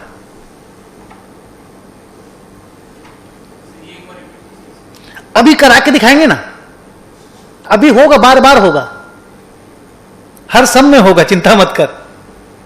सर इसमें करना क्या पड़ता है, इसमें हम लोग जो एसेट और लायबिलिटी है ना, पहले जो जो चेंजेस होगा अपने हाथ से कर देंगे। फिर मान लो लायबिलिटी निकला 2 करोड़, 2 करोड़ लायबिलिटी निकला, जबकि एक्चुरी जाकर के प्रेजेंट वैल्यू ऑफ ऑब्लिगेशन निकाल के लाया 2 करोड़ 10 लाख, मतलब 10 लाख का एक्चुरियल लॉस। कि भाई बुक में लायबिलिटी मेरा 2 करोड़ ही आया, सच में लायबिलिटी 2 करोड़ 10 लाख आया, इसका मतलब मेरे से गलती हुआ, 10 लाख का हम ठीक से मेजरमेंट नहीं कर पाए। ग्रेजुएटी तो फ्यूचर का लायबिलिटी है ना यार, कब एम्प्लॉय रिटायर होगा, उस वक्त कैसा सैलरी होगा, सब तक एस्टिमेट में तो बहुत बहुत बहुत सारे एस्टिमेट यूज करने पड़ते हैं, इसीलिए तो एक्चुअली का हेल्प लिया जाता है। चलो स्टार्ट करते हैं। मांगा क्या ये बताओ। Provide a reconciliation from opening to closing for plan asset, हम लोग किए बहुत सारा सम में, एंड डिफाइंड बेनिफिट ऑब्लिगेशन, दोनों कर देंगे। फिर क्या मांगा है, कितना पीएल में जाएगा, कितना बैलेंस शीट में जाएगा और कितना ओसीआई में जाएगा। आप देखिए अगर किसी के पास भी कॉपी होगा, एकदम ऐसे करके पूरा बनाए होंगे हम, एक स्टेप एक स्टेप एक स्टेप एक स्टेप एक स्टेप करके पूरा बनाए होंगे, ठीक है। अब उसी को इंस्टीट्यूट ने अपने बुक में अच्छे से डाल दिया है। चलो पहले किसको रिकॉन्साइल करोगे बोलो, पहले लायबिलिटी करते हैं, लायबिलिटी अच्छा रहता है। लिखो डिफाइंड बेनिफिट ऑब्लिगेशन, हम पढ़ाते वक्त किसी कंपनी का दिखाते भी हैं, हाँ किसी का भी हो दिखाते भी हैं, ऐसे भी रिलायंस का बैलेंस शीट अकाउंटिंग का बाइबल है।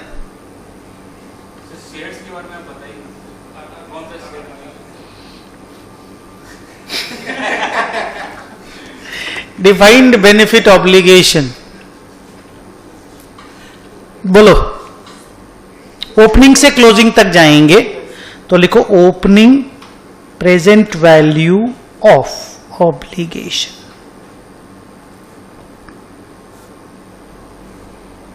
Amount please 21,25,000।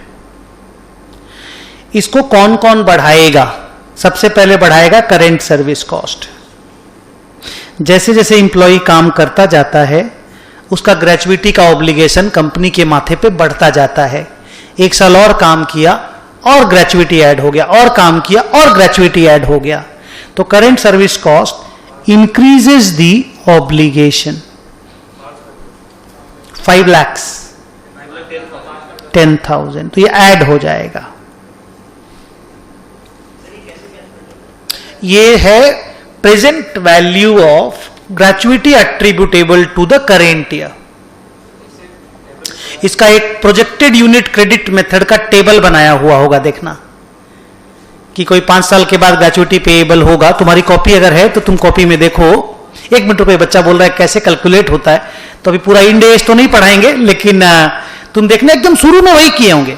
Defined benefit plan जब मैंने पढ़ाना स्टार्ट किया होगा, अगर कॉपी है तुम्हारे पास तो एक टेबल बनाए होंगे, देखना हम उसको देखने दो, वो देख लेगा। हाँ वो वाला, वो एकदम बस तुम ठीक देख रहे हो। ये ऐसे करके पीवी करके जो निकला ना उसका नाम है करेंट सर्विस कॉस्ट। देख उसमें एक आइटम मैंने लिखा होगा gratuity attributable to the current year, फिर उसका पीवी निकाले होंगे डिस्काउंटिंग करके। पीवी निकालने के बाद करंट सर्विस कॉस्ट आता है। हाँ, फिर इंटरेस्ट ऐड होता है, तब वो लायबिलिटी बढ़ता जाता है। अभी देखना दोबारा हम लोग करेंगे। अब बताओ इंटरेस्ट कॉस्ट 21,25,000 इंटू 5%, 106। किस पे लगाया तुम? हाँ, 21,25,000 था। ओके, तो इतना कम कैसे है 106? कितना लिखे हम? और जीरो बोला है क्या? वही हम बोले साला इतना कम कैसे आया। हम बोले साला 10,000 ही कैसे आएगा साला, उधर 21 लाख रुपया है, कम से कम लाख रुपया तो आएगा रे बाबा। 1,06,000 और हम जीरो नहीं सुन रहे लास्ट वाला उसका। इतना कम कैसे हुआ 5%? 106,250। अगर कोई पास्ट सर्विस कॉस्ट है वो भी लायबिलिटी को बढ़ा देता है। अगर कोई सेटलमेंट वेटलमेंट वगैरह हुआ उसमें भी कोई लॉस गेन हुआ है वो भी लायबिलिटी को चेंज कर देता है। चलो आगे, बेनिफिट पेड, लायबिलिटी कम हो जाएगा।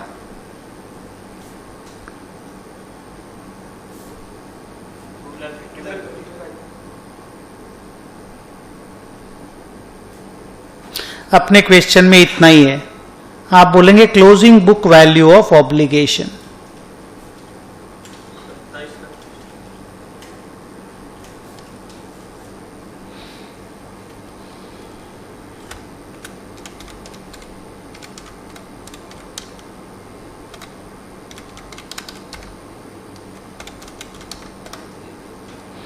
मेरा 24 कुछ आया, 24,86,250। अब इसको हम फेयर वैल्यू से कंपेयर करेंगे, माने क्लोजिंग प्रेजेंट वैल्यू से। ये देख, एक लाइन छोड़ के लिख रहे हैं।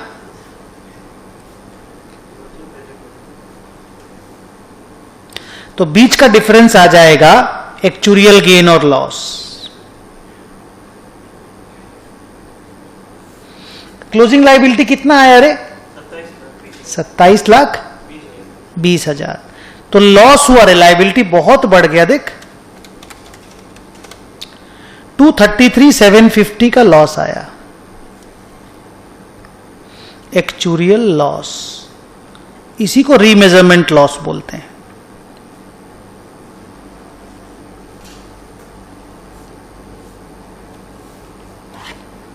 अरे देखिए, सारे बच्चों को ये याद है कि ये ओसीआई में जाता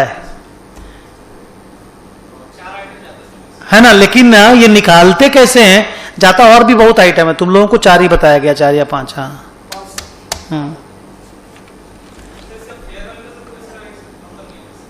किसका? यही तो फेयर वैल्यू है। ये प्लान असेट अलग से निकलेगा। ये अभी एक वर्किंग हुआ है, फिर सेम वर्किंग प्लान असेट के लिए होगा, उसमें अलग से रीमेजरमेंट गेन लॉस निकलेगा और दोनों को नेट करके दिखाना पड़ता है ओसीआई में। तो ये डिफाइंड बेनिफिट ऑब्लिगेशन का रिकॉन्सिलिएशन हो गया।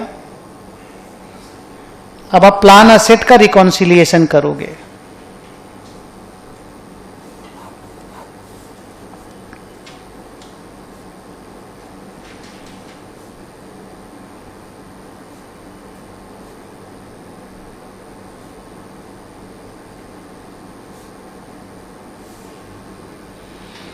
Opening fair value of plan assets 20,40,000.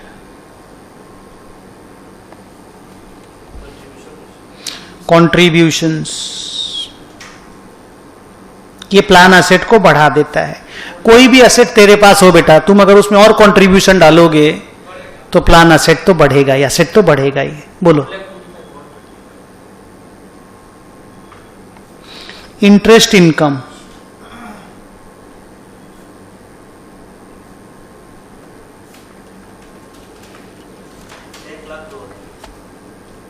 ये भी 20,40,000 पे मल्टीप्लाई करेंगे। हाँ,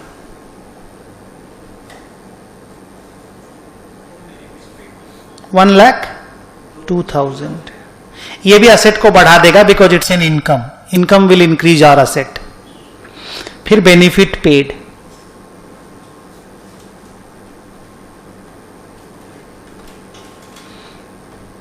बेनिफिट पेड ही एकमात्र ऐसा आइटम है जो दोनों को कम कर देता है एक साथ, because benefits are paid out of plan assets and benefit means liability.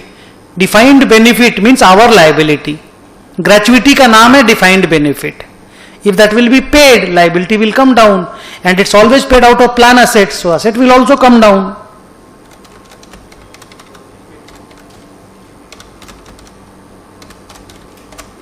$23,12,000 check.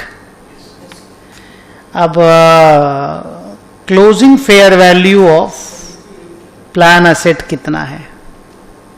बीच में हम एक्चुरियल गेन लॉस लिख देंगे। नहीं तो आप सटा के पहले दोनों लिख के नीचे में भी एक्चुरियल गेन लॉस लिख सकते हो। बोलो closing fair value of plan asset कितना है? तो इसमें तो प्रॉफिट है, actuarial gain.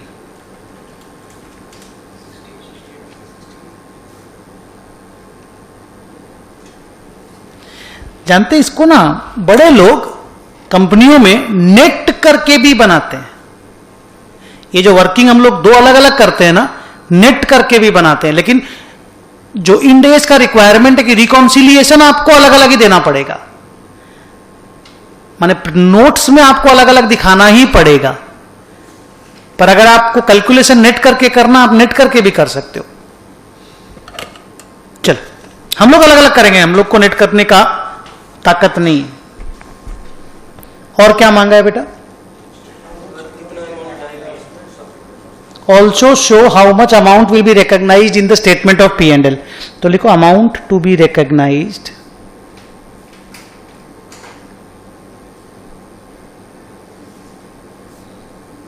in the statement of P&L.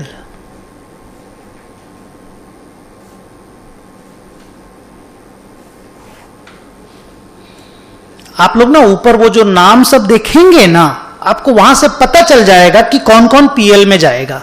Actuarial gain loss छोड़ के सब पीएल में जाएगा। जिसके भी नाम के आगे आपको इनकम, एक्सपेंस, कॉस्ट ऐसा कुछ भी लिखा हुआ मिलेगा वो पीएल में जाएगा। बोलो करेंट सर्विस कॉस्ट।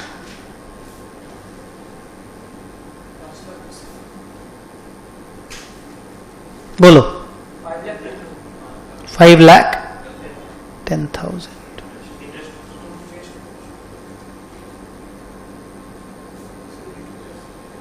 नेट कर दो।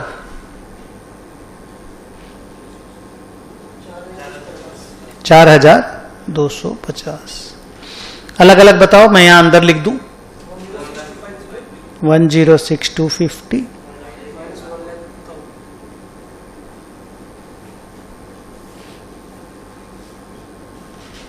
और कोई खर्चा इनकम, बस टोटल।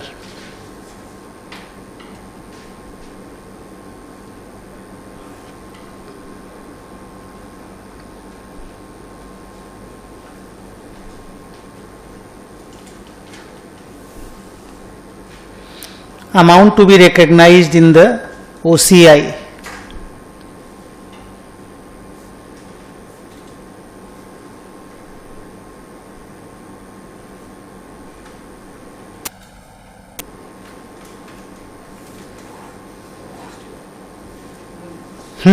रीमेजरमेंट गेन और लॉस। क्या बोल रहा है? एक्चुरियल गेन और लॉस।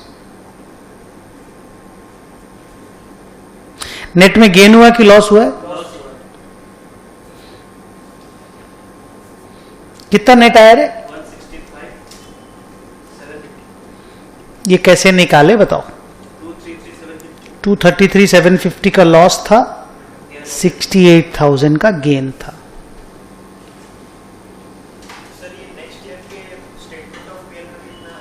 नहीं, उसमें नेक्स्ट ईयर वाला खाली आएगा।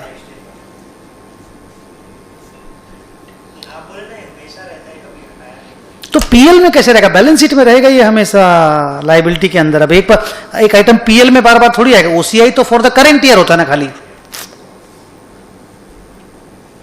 अब जितना भी नया एडलेस होगा ना, ये बढ़ता गिरता बढ़ता गिरता बढ़ता गिरता रहेगा। अभी क्या ये 165 हो गया एक्चुअल गेन लॉस, अब मान लो और नया एक्चुअल गेन आ गया तो वो कम हो जाएगा इस ये अमाउंट वहां से नहीं। चलो आगे,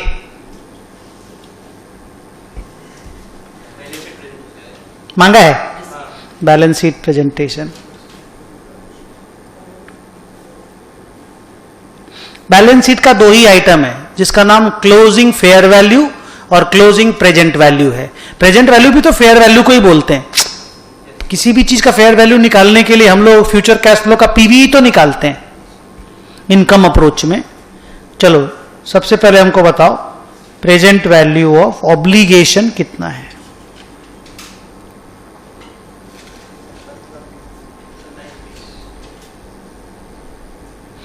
और fair value of plan asset कितना है।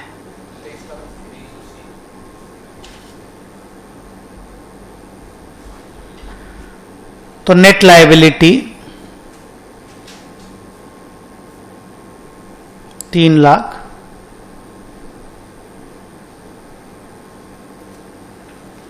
चालीस,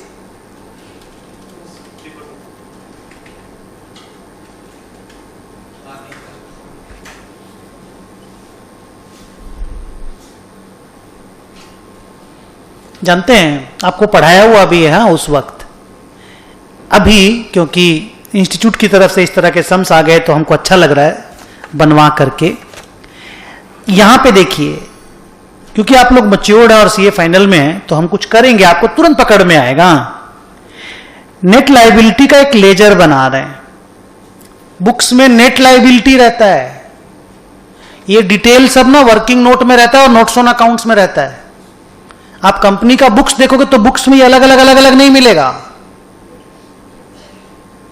बुक्स में ऐसा रहेगा, देखो बाई बैलेंस ब्रॉड डाउन कितना 85 ना कितना आया था ना उस वक्त, 85 ना कितना बोला था तुम, 21 25 और वो माइनस करके ओपनिंग 85 बोला था हमको जो याद है, ओपनिंग असेट और ओपनिंग लायबिलिटी का नेट। तो देख क्या लिख रहे हैं, बाई बैलेंस ब्रॉड डाउन 85, तुम लोग बाद में लिखना पहले देखो, by P and L, by OCI और टू बैंक कॉन्ट्रीब्यूशन वाला अमाउंट, बेनिफिट पेड वाला नहीं, बिकॉज बेनिफिट पेड तो लायबिलिटी एसेट दोनों को कम करता है। तो ये नेट लायबिलिटी, इसका ही डायरेक्ट वर्किंग कुछ लोग कर लेते हैं। 514250 165 750 425, ये 340 आ जाएगा।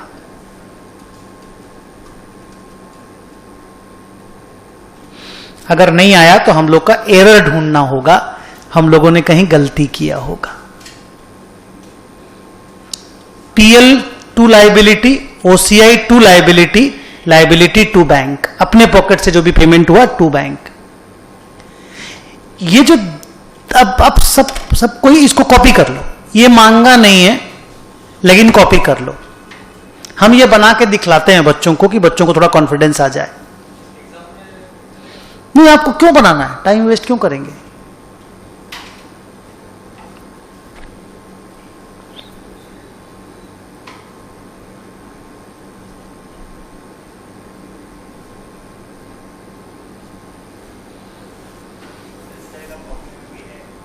जरूर होगा, हम हमेशा बच्चों को जब बताने का कोशिश करते हैं, क्योंकि हम जब अपने टाइम पे AS 15 का रिवीजन किए थे, जब पढ़े थे हम पहली बार आया ना जब, तो ये सारा चीज का वर्किंग को अपने हाथ से हमको बैठ के बनाना पड़ा 3 दिन।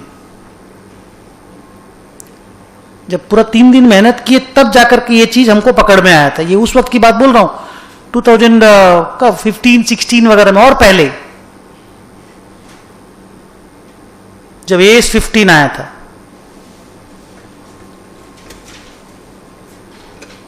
फिर हर एक ट्रांजैक्शन का जर्नल करना, कोई बुक में ऐसे करके जर्नल वर्नल करके नहीं किया हुआ है, ये हम खुद ही डेवलप किए बच्चों के लिए।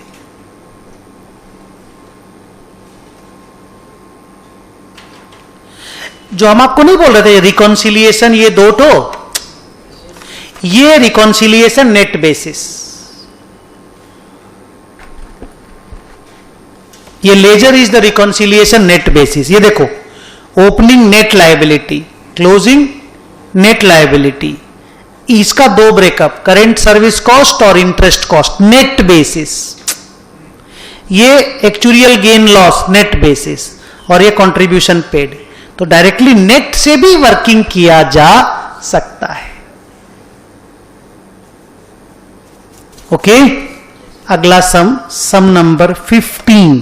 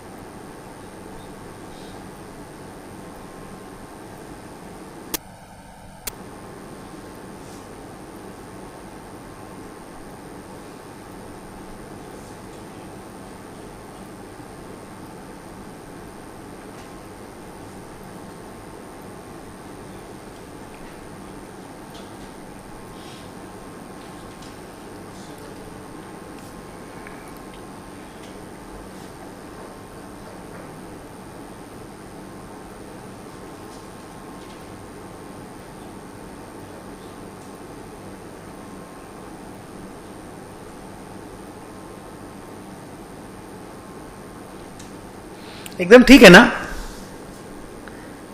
थोड़ा बड़ा सम है लेकिन डेटा देखिए।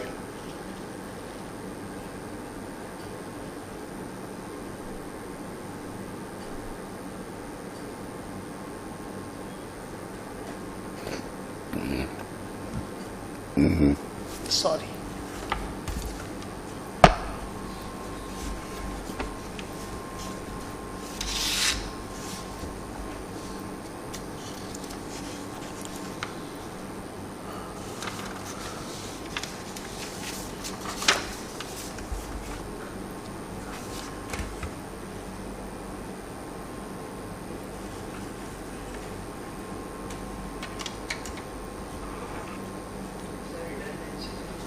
कटेलमेंट एंड सेटलमेंट, आपके नोट्स में देखिए कटेलमेंट एंड सेटलमेंट करके लिखाया होगा।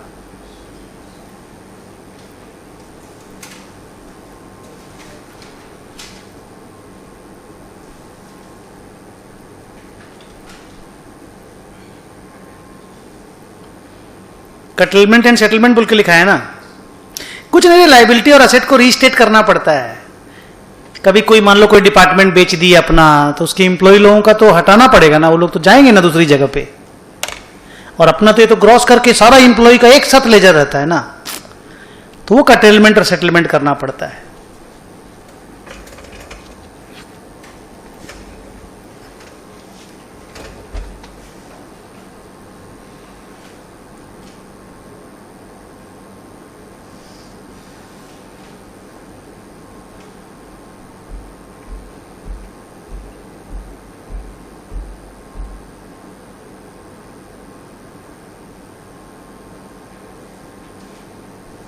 हो गया, सब चीज पढ़ लिए। एकदम लास्ट का दो फिगर क्या है? क्लोजिंग। स्टार्ट करें, मांगा क्या ये बताओ। Examine and present how the above events would be reported in the financial statements of a limited for the year ended on 31 March 22 as per Ind AS. वही 5 वर्किंग हमें बनाना पड़ेगा। Okay, start. Reconciliation of defined benefit obligation.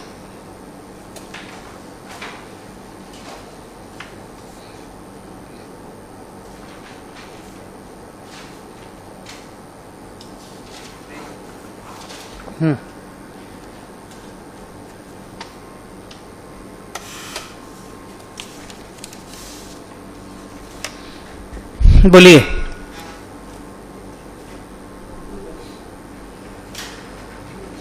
बंद करो AC, सारा बंद कर दो। बोलो। Opening present value of obligation 6 crore.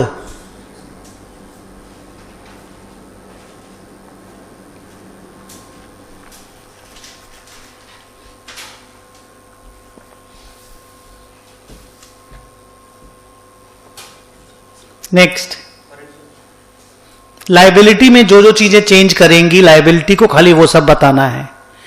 तो सबसे पहले आएगा current service cost,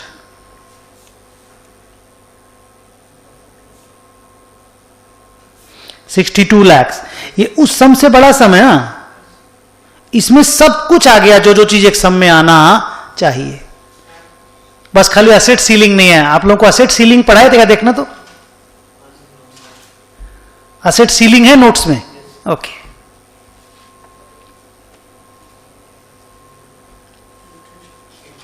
interest cost, इस समय पास सर्विस कॉस्ट भी है ना। अमेंडमेंट, जो कि अमेंडमेंट माने पास सर्विस कॉस्ट। बदलाव अगर कुछ भी किए ना आप प्लान में, तो जो लोग एम्प्लॉय लोग पुराना से कितना साल से काम कर रहा है उसका भी तो बेनिफिट उन लोगों को मिलेगा। तो इंटरेस्ट कॉस्ट तो इसी पे निकालना पड़ा होगा, थोड़ी बीच का डेट उठ दिया है। तो 6 करोड़ इंटू कितना परसेंट? 5, 30 लाख। हाँ हाँ, मेरे को 31 सुनाई दिया। 30 लाख पास्ट सर्विस कॉस्ट, ये पूरा कंप्लीट सम है।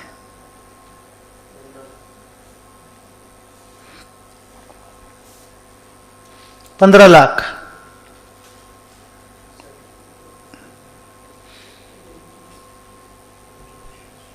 कंट्रीब्यूशन यहां नहीं आता है, बेनिफिट पेड आएगा। और कर्टेलमेंट में भी शायद गेन हुआ है कुछ, पहले बेनिफिट पेड लिख देते हैं।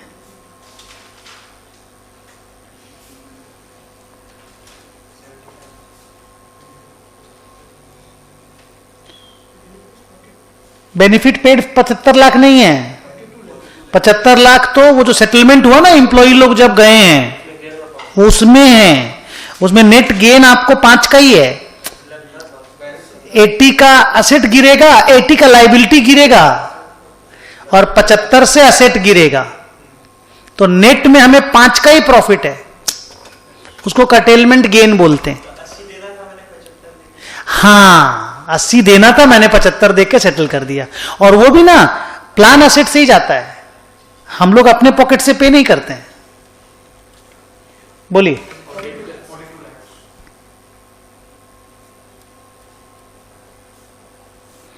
कर्टेलमेंट एडजस्टमेंट,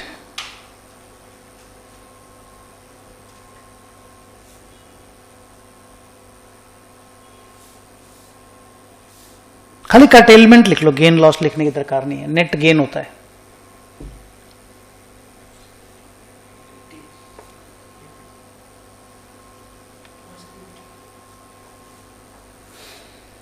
और वो 75 वहां से हटाओगे रे, प्लान असेट से।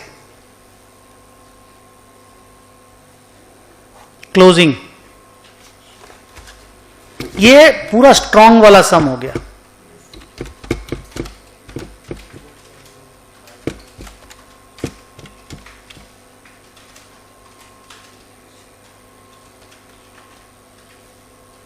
कितना आया? मेरा 583 आया। 585 है, 585 है।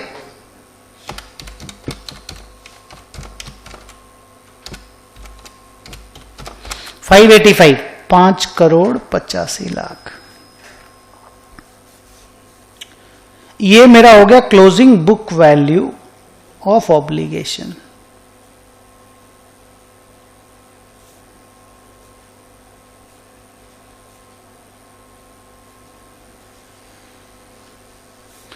Closing fair value of obligation बताओगे ना तो एक्चुरियल गेन लॉस आ जाएगा।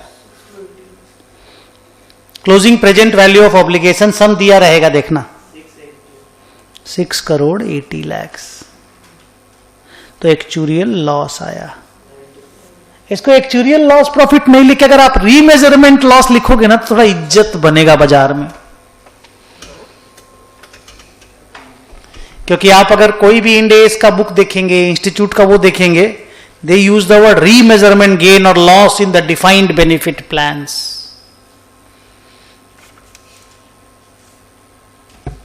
लेकिन एग्जिस्टिंग एस का बुक देखेंगे तो बोलेगा actuarial gain loss. Just nomenclature का फर्क है और क्या। कितने का एक्चुरियल लॉस आया? 95 लाख। स्टैंडर्ड सम नहीं।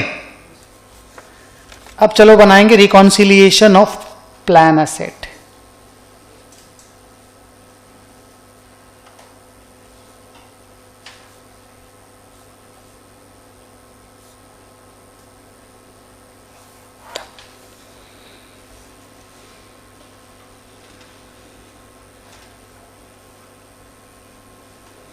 Opening fair value of plan asset.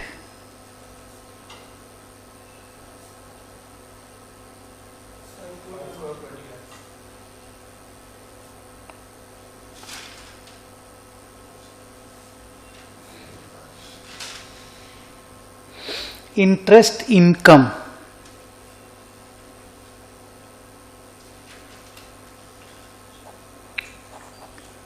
5% ही दिया है।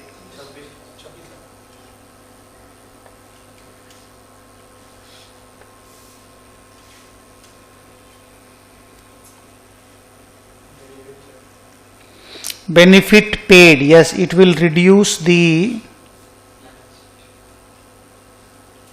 plan asset. हाँ, settlement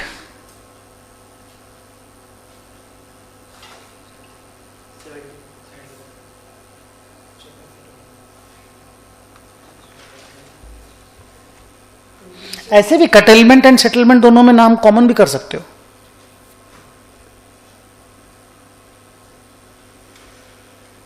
और बोलो, ये बढ़ा देगा प्लान एसेट को कंट्रीब्यूशन।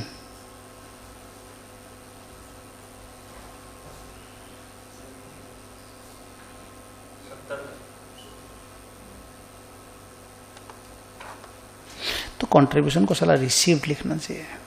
हम लोग पे करते हैं, प्लान एसेट को मिलता है।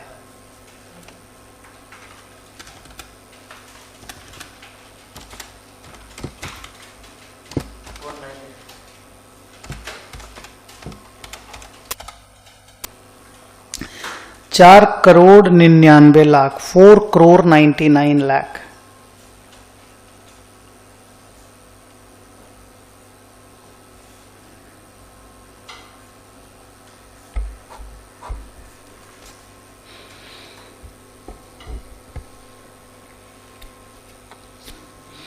Closing fair value of plan assets. अब देख तुमको सब याद आ जाएगा। मैंने सब जो तुम पूछ रहा था ना कि सर इसको समझा दीजिए, अब ये एक्सप्लेन्ड हो गया। अब घर जाके जब तुम रिवीजन करने बैठोगे सब सेट हो जाएगा। बस खाली अनरिकॉग्नाइज्ड पास्ट सर्विस कॉस्ट अगर तुम लोगों की कॉपी में लिखा हुआ रहेगा तो उसको उड़ा देना है, वो सीधा एक शॉट में पीएल में चला जाएगा। तो उस तरह के सम अगर होंगे तो सम को ही उड़ा देना, उस सम को ही मत बनाना,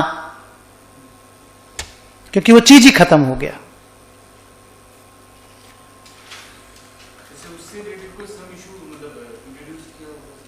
नहीं, उड़ा हुआ है ना, तो क्यों देगा फिर? अब तो डिफरेंस ही नहीं रहा। अगर आया तो एक ही है वो past service cost. Wasted unvested को अलग ट्रीटमेंट करना ही नहीं है। चलो यहां तो गेन हुआ।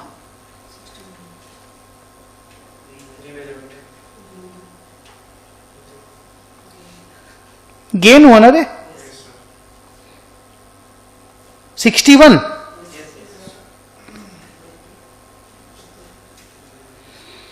Next working amounts to be shown in the profit and loss statement.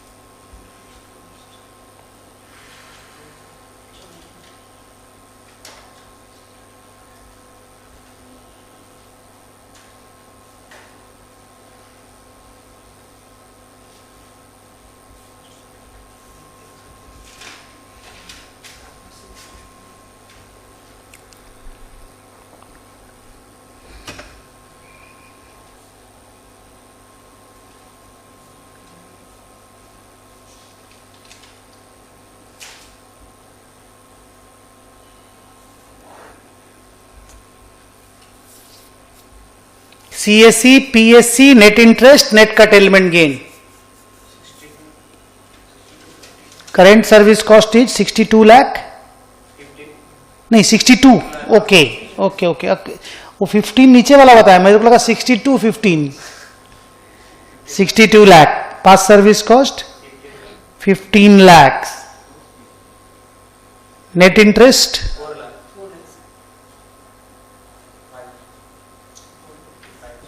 कटेलमेंट gain. ये गेन है कि लॉस? अरे गेन है. कटेलमेंट में गेन ही होता है.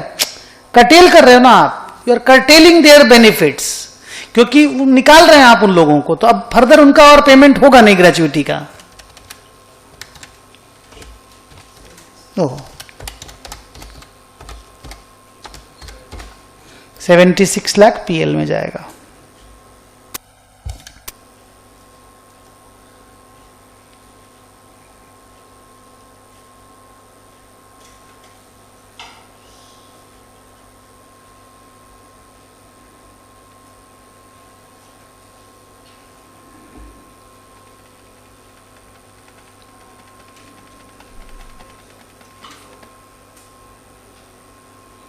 रीमेजरमेंट लॉस नेट वाला,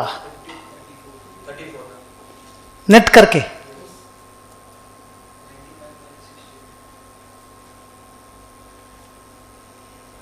बढ़िया. अमाउंट सब बढ़िया है, मतलब फुल फिगर है, तो उसको लेकर के लफड़ा कम से कम नहीं है. Balance sheet presentation.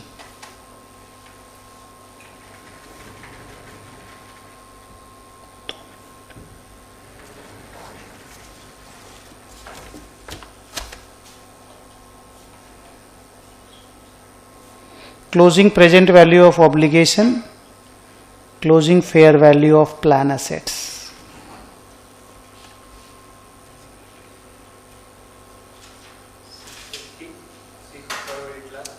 Liability 6 crore 80 lakhs. 5 crore 60 lakh.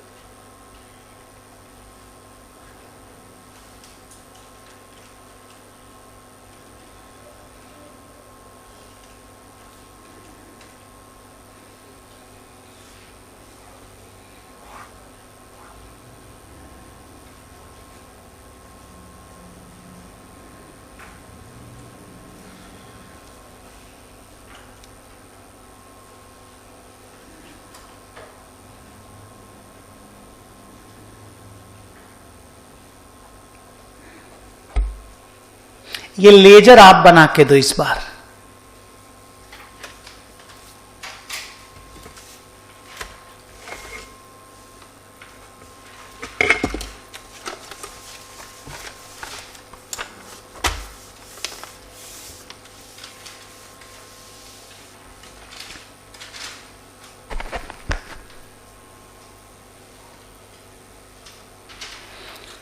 Opening में नेट लायबिलिटी कितना था रे?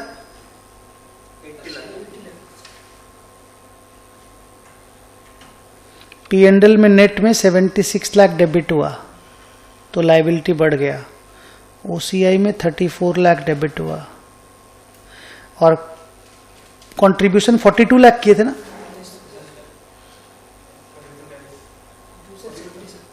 हाँ 70।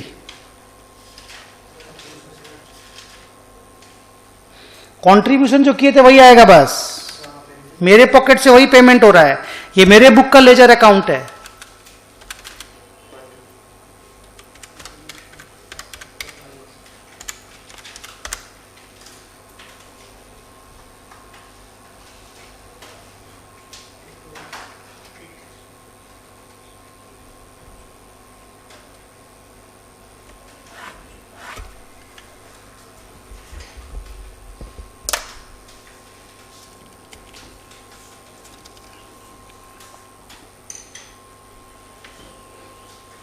आज की क्लास खत्म करते हैं।